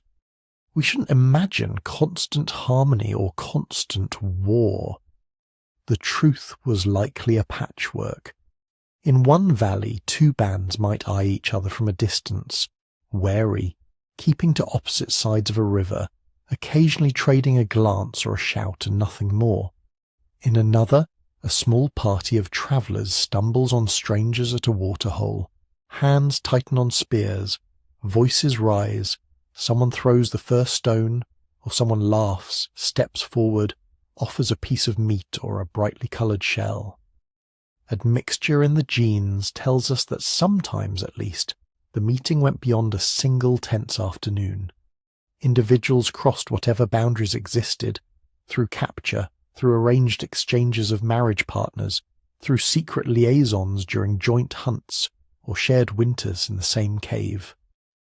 Over time, some of those children lived long enough to have children of their own. Their genetic traces are still with us. But genes can't tell us what it felt like. Imagine walking for days through unfamiliar country, following directions pieced together from half-remembered stories. The land is strange. The plants smell different. The stars seem shifted. Then, one evening, you see another fire. The silhouettes around it are human, but not quite like the people you grew up with. Maybe they're stockier, with different faces. Maybe they speak in sounds you don't recognize. Yet you can see the shapes of their tools, the way they tend their fire, the pattern in which they sit, elders, children, adults ringed around flame. You know, instantly, that they are people. Do you approach? Do you circle wide and slip away in the dark? Do you wait until morning and watch from hiding, trying to decide if the risk is worth the chance of new information, new mates, new allies? Those decisions, made again and again in countless places, shaped the human story. Sometimes bands fled, choosing safety over contact. Sometimes they fought, and one group drove the other away or wiped them out. Sometimes they made space for each other, dividing the landscape into hunting grounds by custom and memory. Sometimes they folded together, slowly, through small acts of trust and curiosity. Behind every arrow of migration on a modern map are people weighing hunger against fear, hope against caution, a leader listening carefully to an old woman who remembers a pass through the mountains, a hunter tracing the tracks of an unfamiliar prey, realizing it moves differently than the animals back home, a young person restless at the edge of the firelight, dreaming of what might lie beyond the next ridge. Over tens of thousands of years, those choices carried our ancestors along rivers and seashores, across deserts when the brief wet phases allowed, over mountain passes and down into new valleys already held by other hands. They did not know they were filling a planet. They were simply looking for enough water, enough game, enough space to raise children without constant hunger. In that search, they kept meeting strangers who were not quite strangers, other humans, different yet recognizably the same. From those uneasy, fragile meetings came new genes, new ideas, and the tangled, mixed ancestry that all of us inherit today. When that first contact didn't end in running or blood, something else could begin. Exchange. Not trade in the way we picture it now, with markets and prices and arguments over value, but a quieter, older kind of give and take. Things moved from hand to hand. A sharp flake of stone, a length of sinew, a bundle of dried meat, a scrap of information about where the herds had gone this year. Archaeologists see only the shadows of this. At a campsite high in a mountain valley, they find obsidian. Volcanic glass so sharp it can slice flesh like a razor. The problem is, there's no volcano for hundreds of kilometers in any direction. In a cave far from the sea, they find shells that clearly once belonged to marine snails, drilled or worn, polished by handling. Deep inland, in a cliff shelter among dry hills, they find crumbs of red ochre, the iron-rich pigment used to stain skin, tools, and perhaps ritual objects, whose chemical signature says it came from a deposit far away. Stone, shells, and colour do not walk by themselves. Something, or someone, carried them.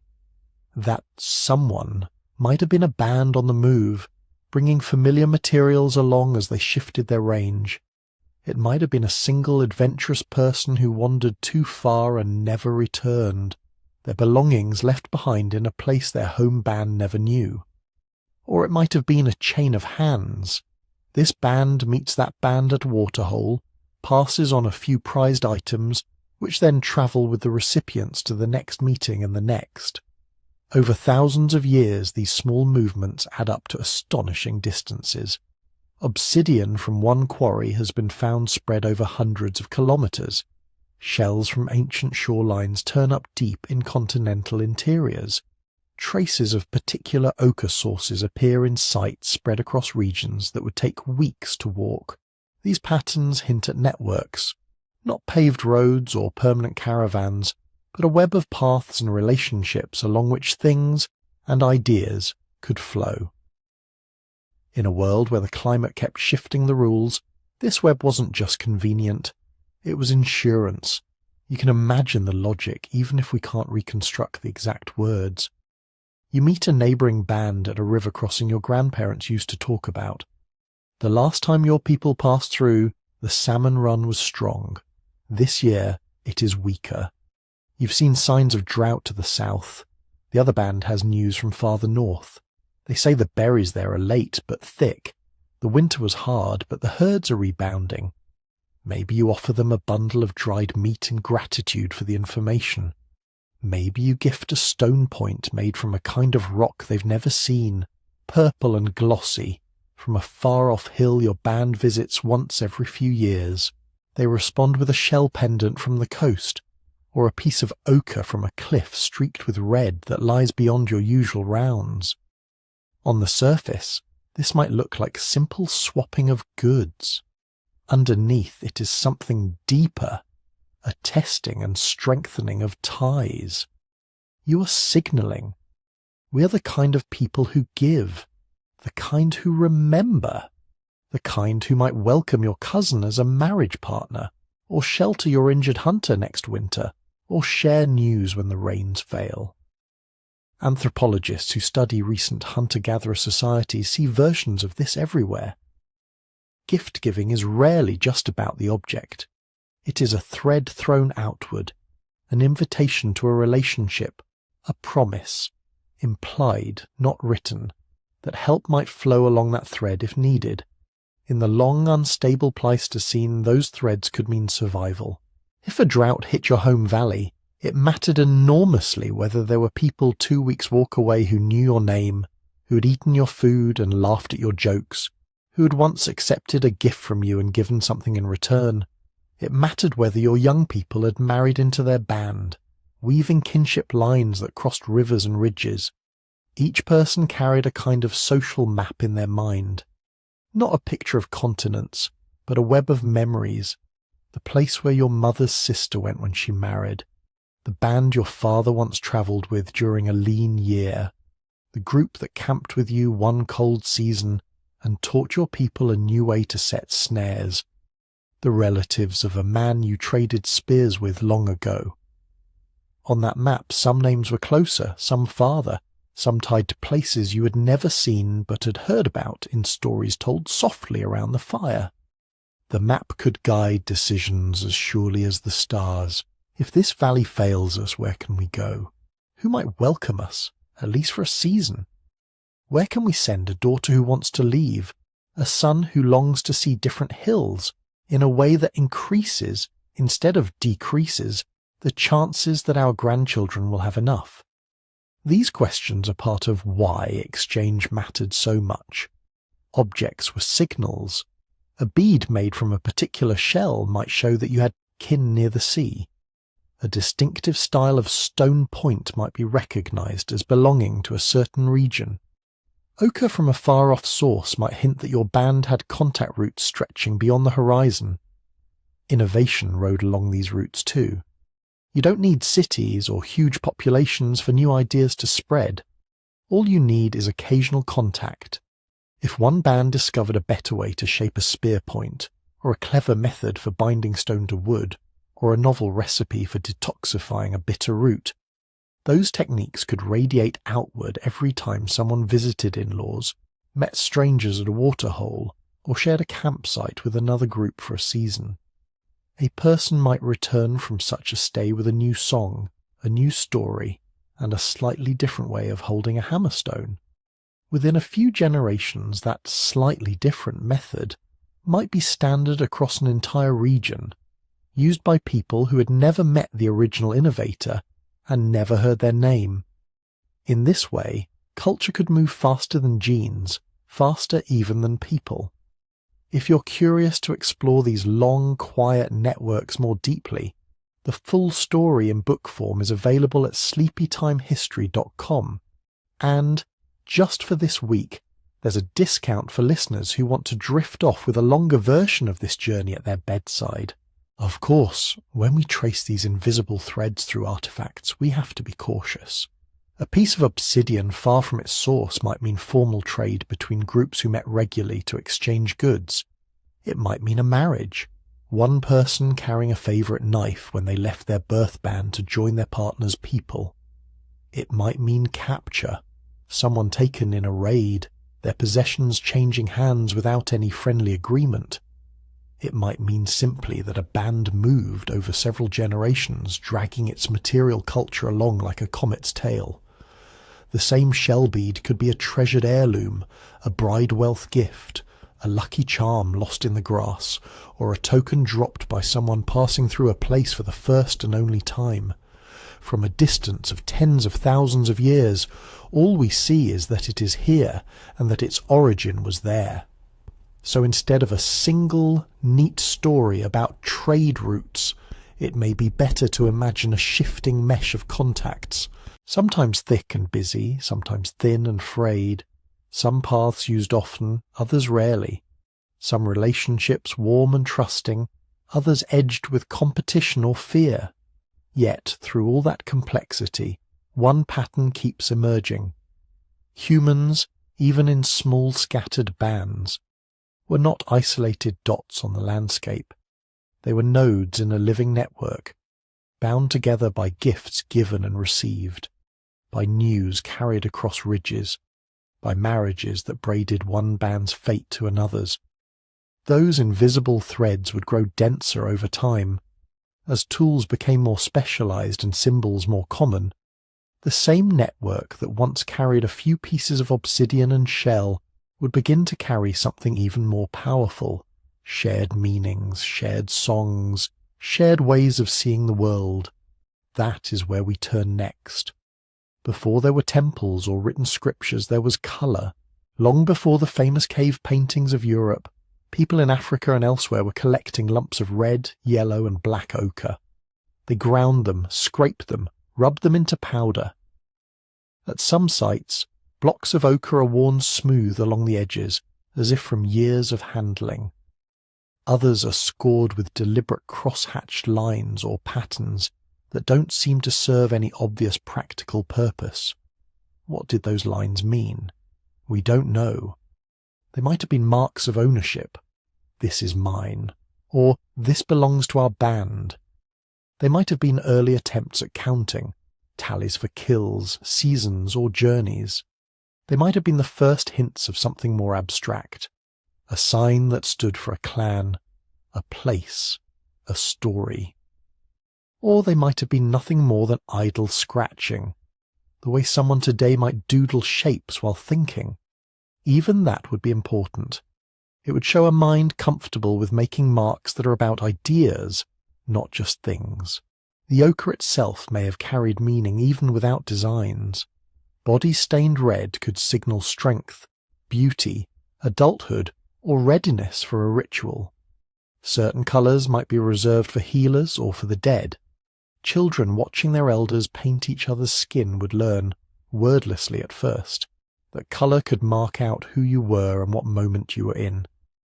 We see echoes of this in shells and teeth turned into beads. At sites in Africa more than 100,000 years old, archaeologists have found tiny pierced shells, too small to serve as containers or tools, worn smooth at the edges as if they were strung and rubbed against skin or clothing. In later periods across Eurasia and Africa, we find more and more of these. Marine shells, animal teeth, bits of bone, carefully drilled, sometimes covered with pigment. A single bead, on its own, could just be a pretty bauble.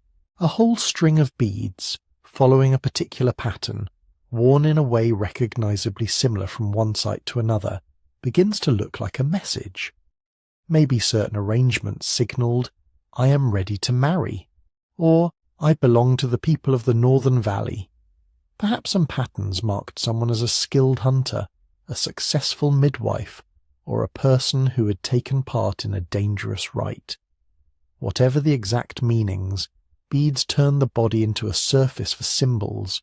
When two bands met, they didn't just see strangers. They saw colours, patterns, objects whose styles might be familiar or foreign. In that instant, long before anyone exchanged words, people could begin to sort, like us, not like us, kin, almost kin, complete outsider. This is one way symbols bind groups together. By sharing the same colour schemes, the same types of pendants or engravings, people declare themselves part of a we that stretches beyond the small band they happen to be camping with this season. That we can travel. A particular bead style might spread hundreds of kilometres along the same exchange networks that carried obsidian and shells. Somewhere along those paths, a person might look across a river, see familiar patterns on a stranger's chest and feel a small jolt of recognition. Those are our people, even if we have never met. Engraved lines on bone and stone show the same tendency. We find pieces marked with repeating notches, zigzags, grids and curves. Maybe some were practical, keeping track of lunar cycles, hunting returns or ritual days. Others might have been purely aesthetic, a delight in symmetry and rhythm captured with a stone point. If you hold one of those engraved fragments in your mind's hand, imagine how it would feel as you traced it. Each groove is a memory of motion, a record of a hand that chose to make a mark and then repeat it, exactly or almost exactly, again and again. Repetition is a kind of thinking. It is also a bridge to another art that leaves fewer traces. Music. Every tool strike, every footstep, every heartbeat has its own rhythm. But at some point, humans began to play with rhythm intentionally. By the time of the later Ice Age, we have unmistakable instruments, flutes made from bird bones and mammoth ivory, with carefully spaced holes. They produce notes you could still recognize today. But the musical impulse is almost certainly far older. A hollow log beaten with sticks, a pair of stones click together, a bundle of shells shaking against a thigh. These require no special materials, only attention. Someone starts a pattern, someone else joins in, matching, then varying, then weaving their own beat around the first. And then there is the oldest instrument of all, the human voice. Even without words, a voice can hum, chant, sigh, and call. Long before anyone sang about heroes or gods, people could have used melodies to soothe infants, coordinate group movements, or pass the time while working.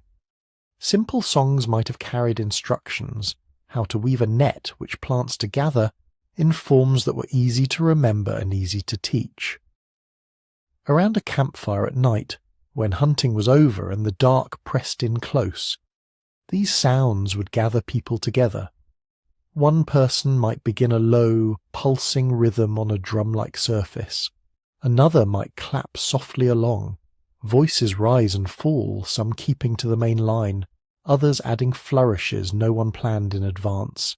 Stories slip in between verses, where the herd was found this season, how the great-grandmother once survived a terrible winter, why a certain star marks the time to move camp. In such moments, art, music, and symbol blur into one experience. Lines scratched into ochre could be explained in song, beads could be given as part of a story about their journey from the sea. Children watching and listening absorb not only facts about the world, but a sense of belonging to a line of people who remember, who mark, who celebrate. From a distance of tens of thousands of years, we can't hear the songs or decode the patterns with confidence. We see only that, over time, symbols become more common, more standardized, more widely shared. Styles of ornament and engraving fan out across landscapes the way a popular tune might spread today. A distinctive way of painting with ochre, a familiar motif scratched into bone, can show up far from where it originated. Meaning, like obsidian and shells, rides the network. And always, at the centre of these exchanges, there is evening light. Firelight softens faces, makes pigments glow, sends shadows twitching on stone. In that circle, tools put aside, the human imagination has room to wander. Someone idly traces a spiral in the dirt. Someone else hums a fragment of melody their grandmother used to sing.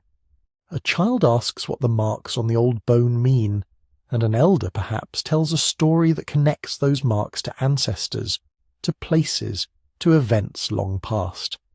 This is not yet art in the museum sense, nor religion in the organized sense. It is something more basic and more mysterious. The urge to mark experience, to share it, to make it last a little longer than a single life. In that urge lie the seeds of everything that would come later. From these early colours and patterns and sounds, the path leads, slowly, toward images of animals leaping from cave walls, toward myths and rituals, toward ideas of spirits and powers that cannot be seen but must be reckoned with. To follow that path we have to step from the world of marks and melodies into the world of the dead. The dead are some of the best teachers we have, not because they meant to be, but because they stay where they are put. Bones, teeth, shallow depressions in the earth, all of these last far longer than spoken words. When archaeologists talk about the earliest religion, they almost always end up talking about burials. But if we go slowly and carefully, what those burials really show us first is something simpler and just as profound. Care.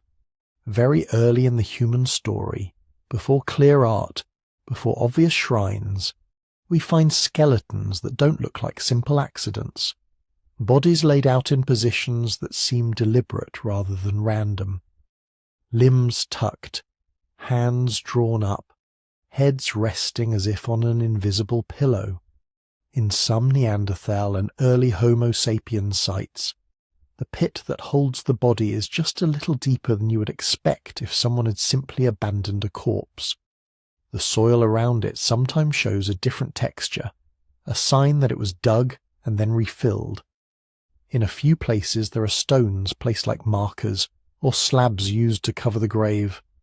Is this proof of belief in an afterlife? Not necessarily. It might simply be hygiene, moving a decaying body away from camp to avoid disease or predators. It might be a practical choice, like clearing space in a rock shelter. But even then, someone lifted that weight. Someone spent time and energy dealing with a body that no longer hunted, gathered, or told stories. That in itself is a kind of meaning. Over time, the burials become more suggestive. We start to see what archaeologists call grave goods, objects placed with the dead that do not seem necessary for disposal. A sharp tool, an animal bone, a shell pendant, sometimes a piece of ochre. In later periods, there are entire sets of items, spears, ornaments, food offerings, carefully arranged. Why bury tools with someone who can no longer use them? Why give a necklace to a person who will never again stand in the sun? One answer is sentiment. The objects may have belonged to the person in life, and burying them could have been a way to say, "These were yours, they go with you." It might have been as simple as not wanting anyone else to wear a dead person's beads or handle their favourite knife. Another answer reaches a little further, into the realm of belief. If people thought that some part of a person continued after death, shadow, breath, name, memory, then those goods might have been provisions for a journey, signposts of identity, or gifts to whatever lay beyond. A body dusted with red ochre might be symbolically made new, reborn in colour, or marked as special in some way. We can't know for sure. We only see that, again and again, the dead are not treated like trash. The same careful attention appears in another kind of evidence, lives that lasted longer than they had any right to. There are skeletons of Neanderthals and early modern humans whose teeth are worn down, whose bones show long-healed injuries, whose joints are shaped by years of arthritis. Some individuals had crippling deformities from childhood. Others had broken limbs that had mended in ways that would have made walking or hunting almost impossible. Yet they survived for years. An individual with a badly healed leg bone had to be carried, or at least supported. Someone would have had to bring food and water when they couldn't move. A toothless elder unable to chew tough meat likely depended on others to soften or pre-process food.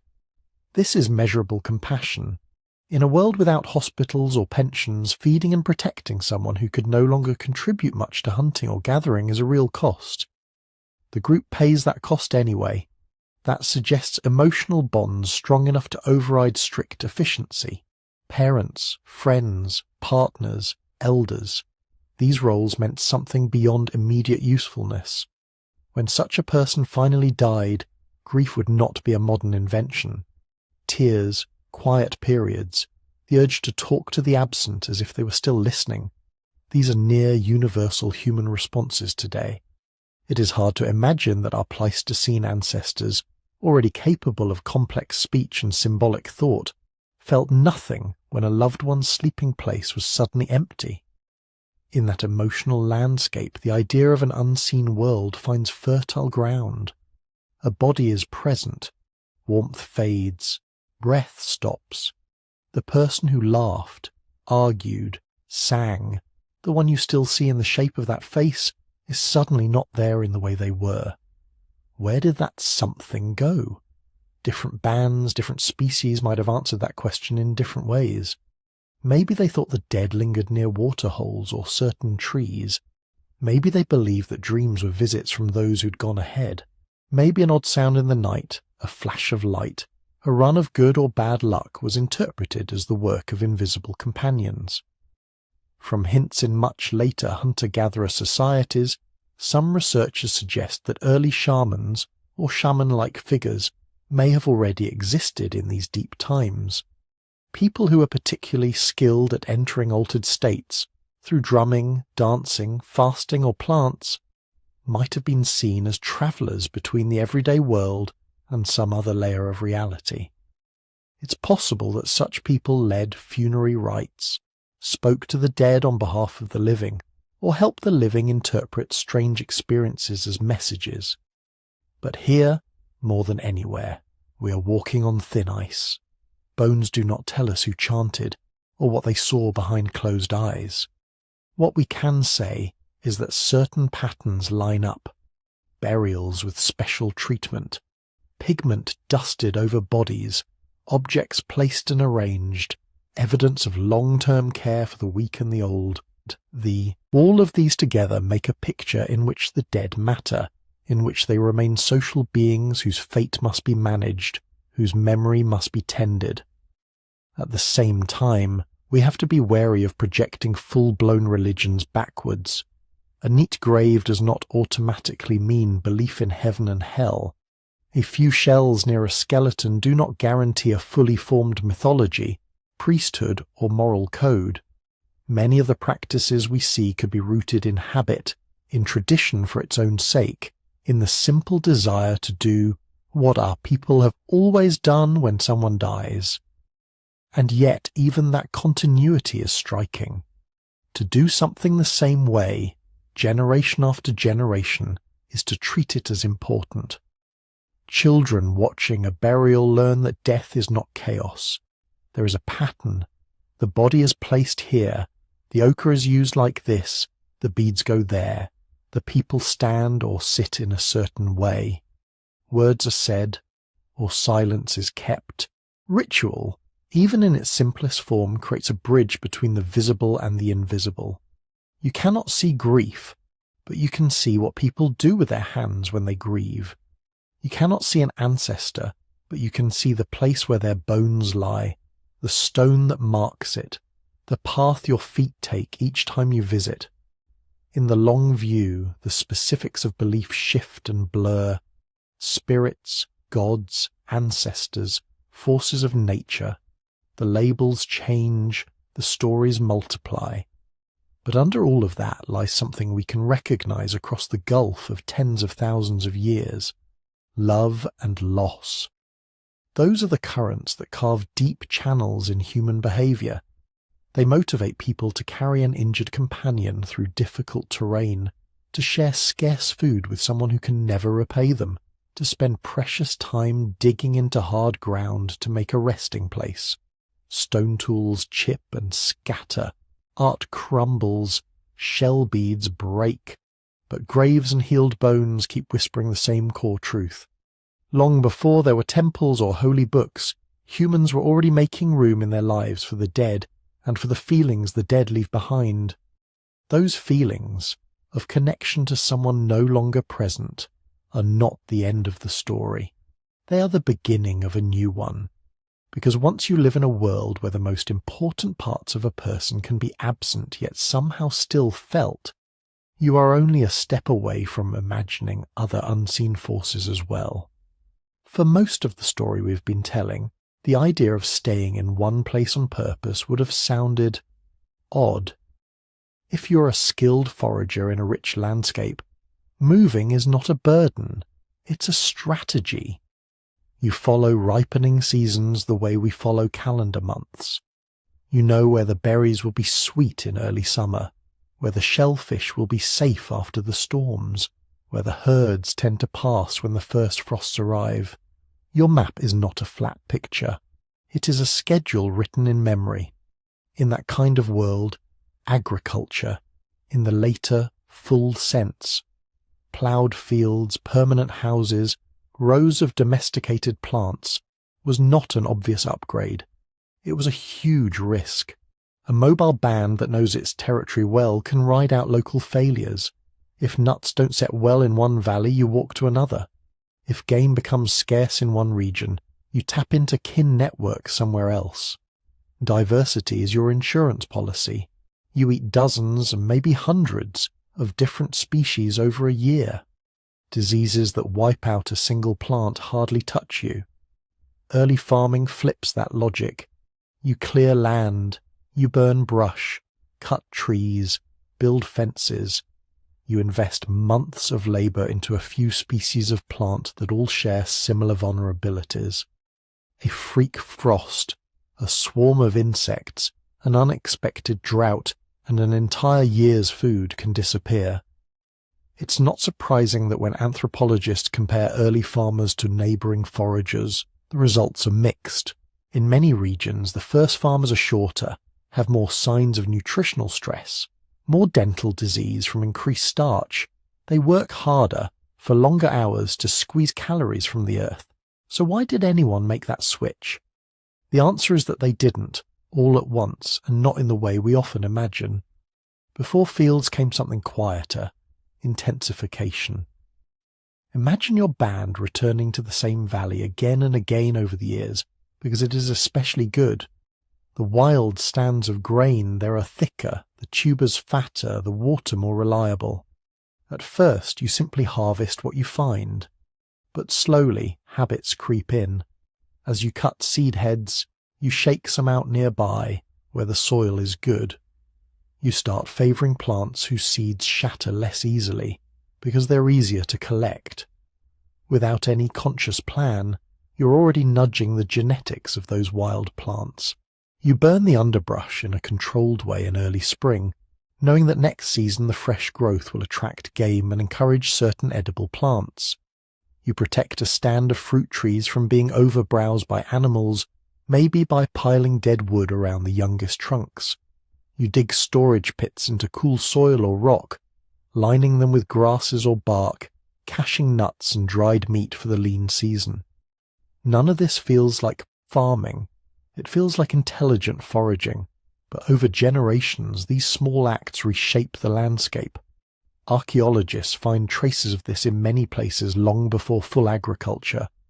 Concentrations of wild grains that look unnaturally dense, patterns of burning that repeat in the same groves, grindstones worn smooth by centuries of processing seeds, storage pits redug in the same spots year after year. People are still mobile, but less randomly so. Their movements tighten into circuits around favoured resource zones. Their calendars become more precise, this valley for spring greens, that riverside for summer fish runs, the plateau for autumn nuts, and finally back again to the place where the grains now grow particularly thick. Some researchers call this process resource scheduling. It's like making appointments with the landscape. For as long as populations remain thin and climates fickle, this system can remain remarkably stable. Many later hunter-gatherer societies lived in dense, organized territories for thousands of years without turning to full farming. They managed forests, rivers, coastlines, and grasslands with fire, pruning, selective harvest, and social rules about when and how much to take. So something had to push. One push was population. Human numbers rose slowly through most of prehistory, but not evenly. In certain lucky regions, river valleys, fertile uplands, productive coasts, successful foraging, and those networks of trade and marriage we talked about earlier combined to create pockets of relative crowding. Bands that once had vast territories to roam found their neighbours closer, their boundaries more fixed. You can't simply move elsewhere if everywhere is already someone's scheduled hunting ground, someone's sacred grove, someone's ancestral campsite. Another push was climate. After hundreds of thousands of years of violent swings, parts of the world entered a period of relative stability in the last ice age's aftermath. Rain patterns became more predictable in some regions. Growing seasons lengthened slightly. For a species already expert at reading patterns, this was an invitation. If you can count on the rains coming at roughly the same time each year, the advantages of planting ahead, of weeding a bit, of protecting young plants from animals start to outweigh the risks. If you know your winter will be cold but not wildly different from the last 10, you can invest in bigger storage, heavier structures, more children. Those earlier themes, tools, networks, symbols, tie into this shift as well. Standardized tools and shared techniques meant that once one group discovered a more efficient way to harvest and process seeds, the idea could travel far faster than genes. A better sickle edge here, a new grinding method there, and suddenly large-scale grain use becomes feasible. Trade networks meant you could buffer bad years by calling on distant partners, making it safer to commit to more local intensive strategies. Symbolic systems, stories, taboos, rituals could encode complex rules about land use, who may cut wood where, when burning's allowed, which groves are off limits because ancestors are said to dwell there. In this way, belief and practice braided together to manage landscapes long before law codes and boundary stones. Importantly, this did not happen in one birthplace, with a single invention of agriculture that then swept the world like a sudden fashion. The archaeological record shows multiple centres of plant and animal domestication, wheat and barley in parts of the Near East, millet and rice in different parts of Asia, sorghum and yams in Africa, squash and maize in the Americas, and many more. Each region had its own timeline, its own mix of wild species, its own balance of pressures and opportunities. In some places, people committed deeply to farming. In others, they blended cultivation with continued foraging for thousands of years. There were starts and stops, successes and collapses, experiments that left few traces and others that transformed entire continents. From our vantage point, looking back through the fog of time, civilization can seem like a sharp break. Before, small wandering bands. After, cities and kings. But when we smooth out the noise, the line looks much more like a slow slope. The habits that made settled life possible, long-distance cooperation, careful observation of plants and animals, the ability to store food, the use of symbols to organize behavior, the emotional glue of family and memory and shared ritual, are as old as our species, and in some ways older. Villages, fields, walls, and written laws were not a brand new way of being human. They were one particular arrangement of very ancient pieces, another branch on the tree grown from roots sunk deep into the dark soil of those 150,000 years before cities, when people already knew how to read the seasons, share their burdens, and imagine futures they would never personally see. So where does that leave us if we take one last step back from the diagrams and dates and think about what it actually felt like to be human in all that deep time before cities? Across continents and ice ages, the details changed endlessly. Different animals, different plants, different skies. But certain patterns show up again and again, as reliably as the phases of the moon. Fire, first of all. For at least hundreds of thousands of years, people ended their days by a controlled piece of lightning. A little captured star they could move, feed and share. It warmed sore muscles and drying hides. It turned tough roots sweet and safe. It kept some predators at a distance and drew others, humans, closer, gathering bodies into small circles of flickering light. Tools, too. From rough stone flakes to elegant blades, from digging sticks to finely shaped bone needles, daily life was a conversation between hands and materials. You woke knowing that your survival depended on edges you could trust, bindings that would hold, containers that would not leak when the rain surprised you. The work was constant, but it built a quiet confidence. You could shape the world just a little to meet you halfway. Then there was cooperation. No one survived alone for long. The basic unit was rarely the individual in the modern sense. It was the band, the web of kin and long-standing companions who knew your childhood scars and your favourite stories. Food moved through that web, meat from a lucky hunt, nuts from a good grove, roots dug by careful hands, as naturally as breath. So did information. A new trick for carrying embers, a dangerous plant to avoid, a distant group worth visiting again. Movement tied it together. Almost everywhere, life meant walking. Not frantic flight, but seasonal, thoughtful motion. Valleys and ridges, rivers and coasts became familiar not from maps but from repetition.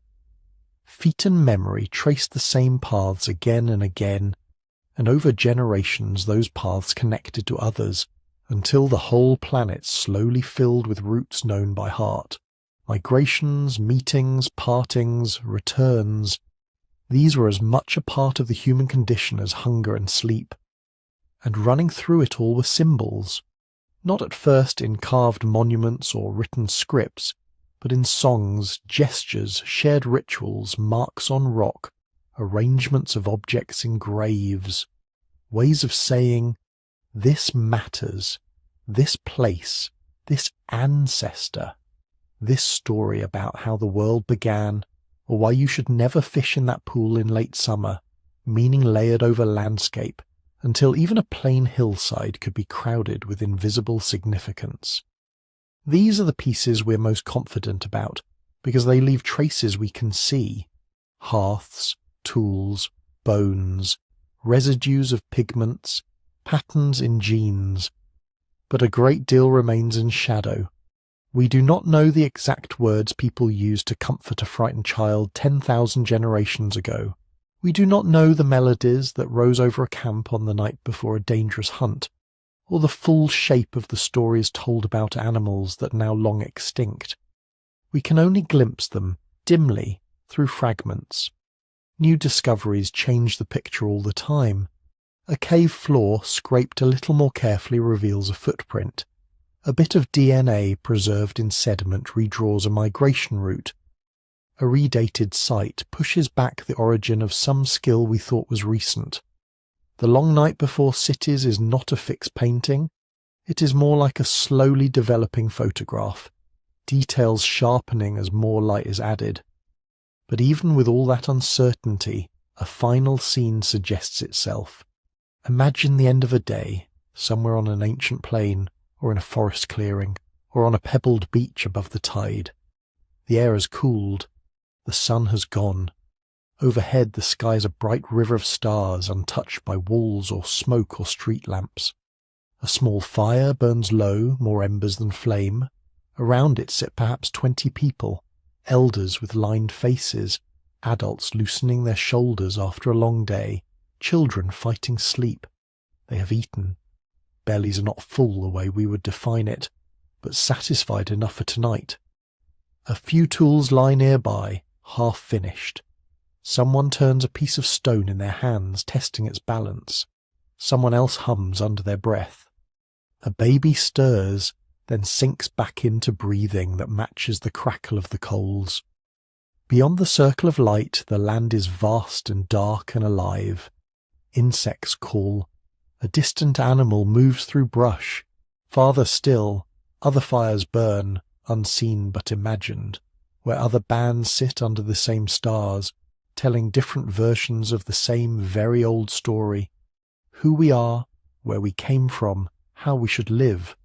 There are no cities, no clocks, no written laws, but the essential human things are all here already.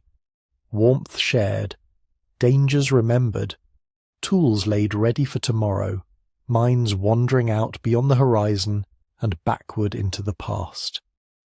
When you eventually close your eyes tonight, you're not doing something new. You're joining a chain of sleepers that runs back through all those forgotten camps. The world you wake into may be paved and wired and loud, but somewhere, buried deep in your body and your culture, the long night before civilization is still present. If you found this journey into that darkness calming or interesting, you can help more people discover it.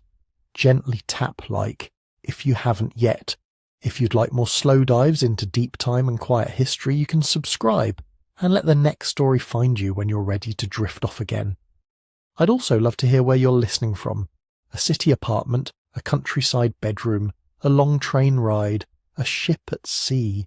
Leave a comment and add your dot to this very modern, very global campfire.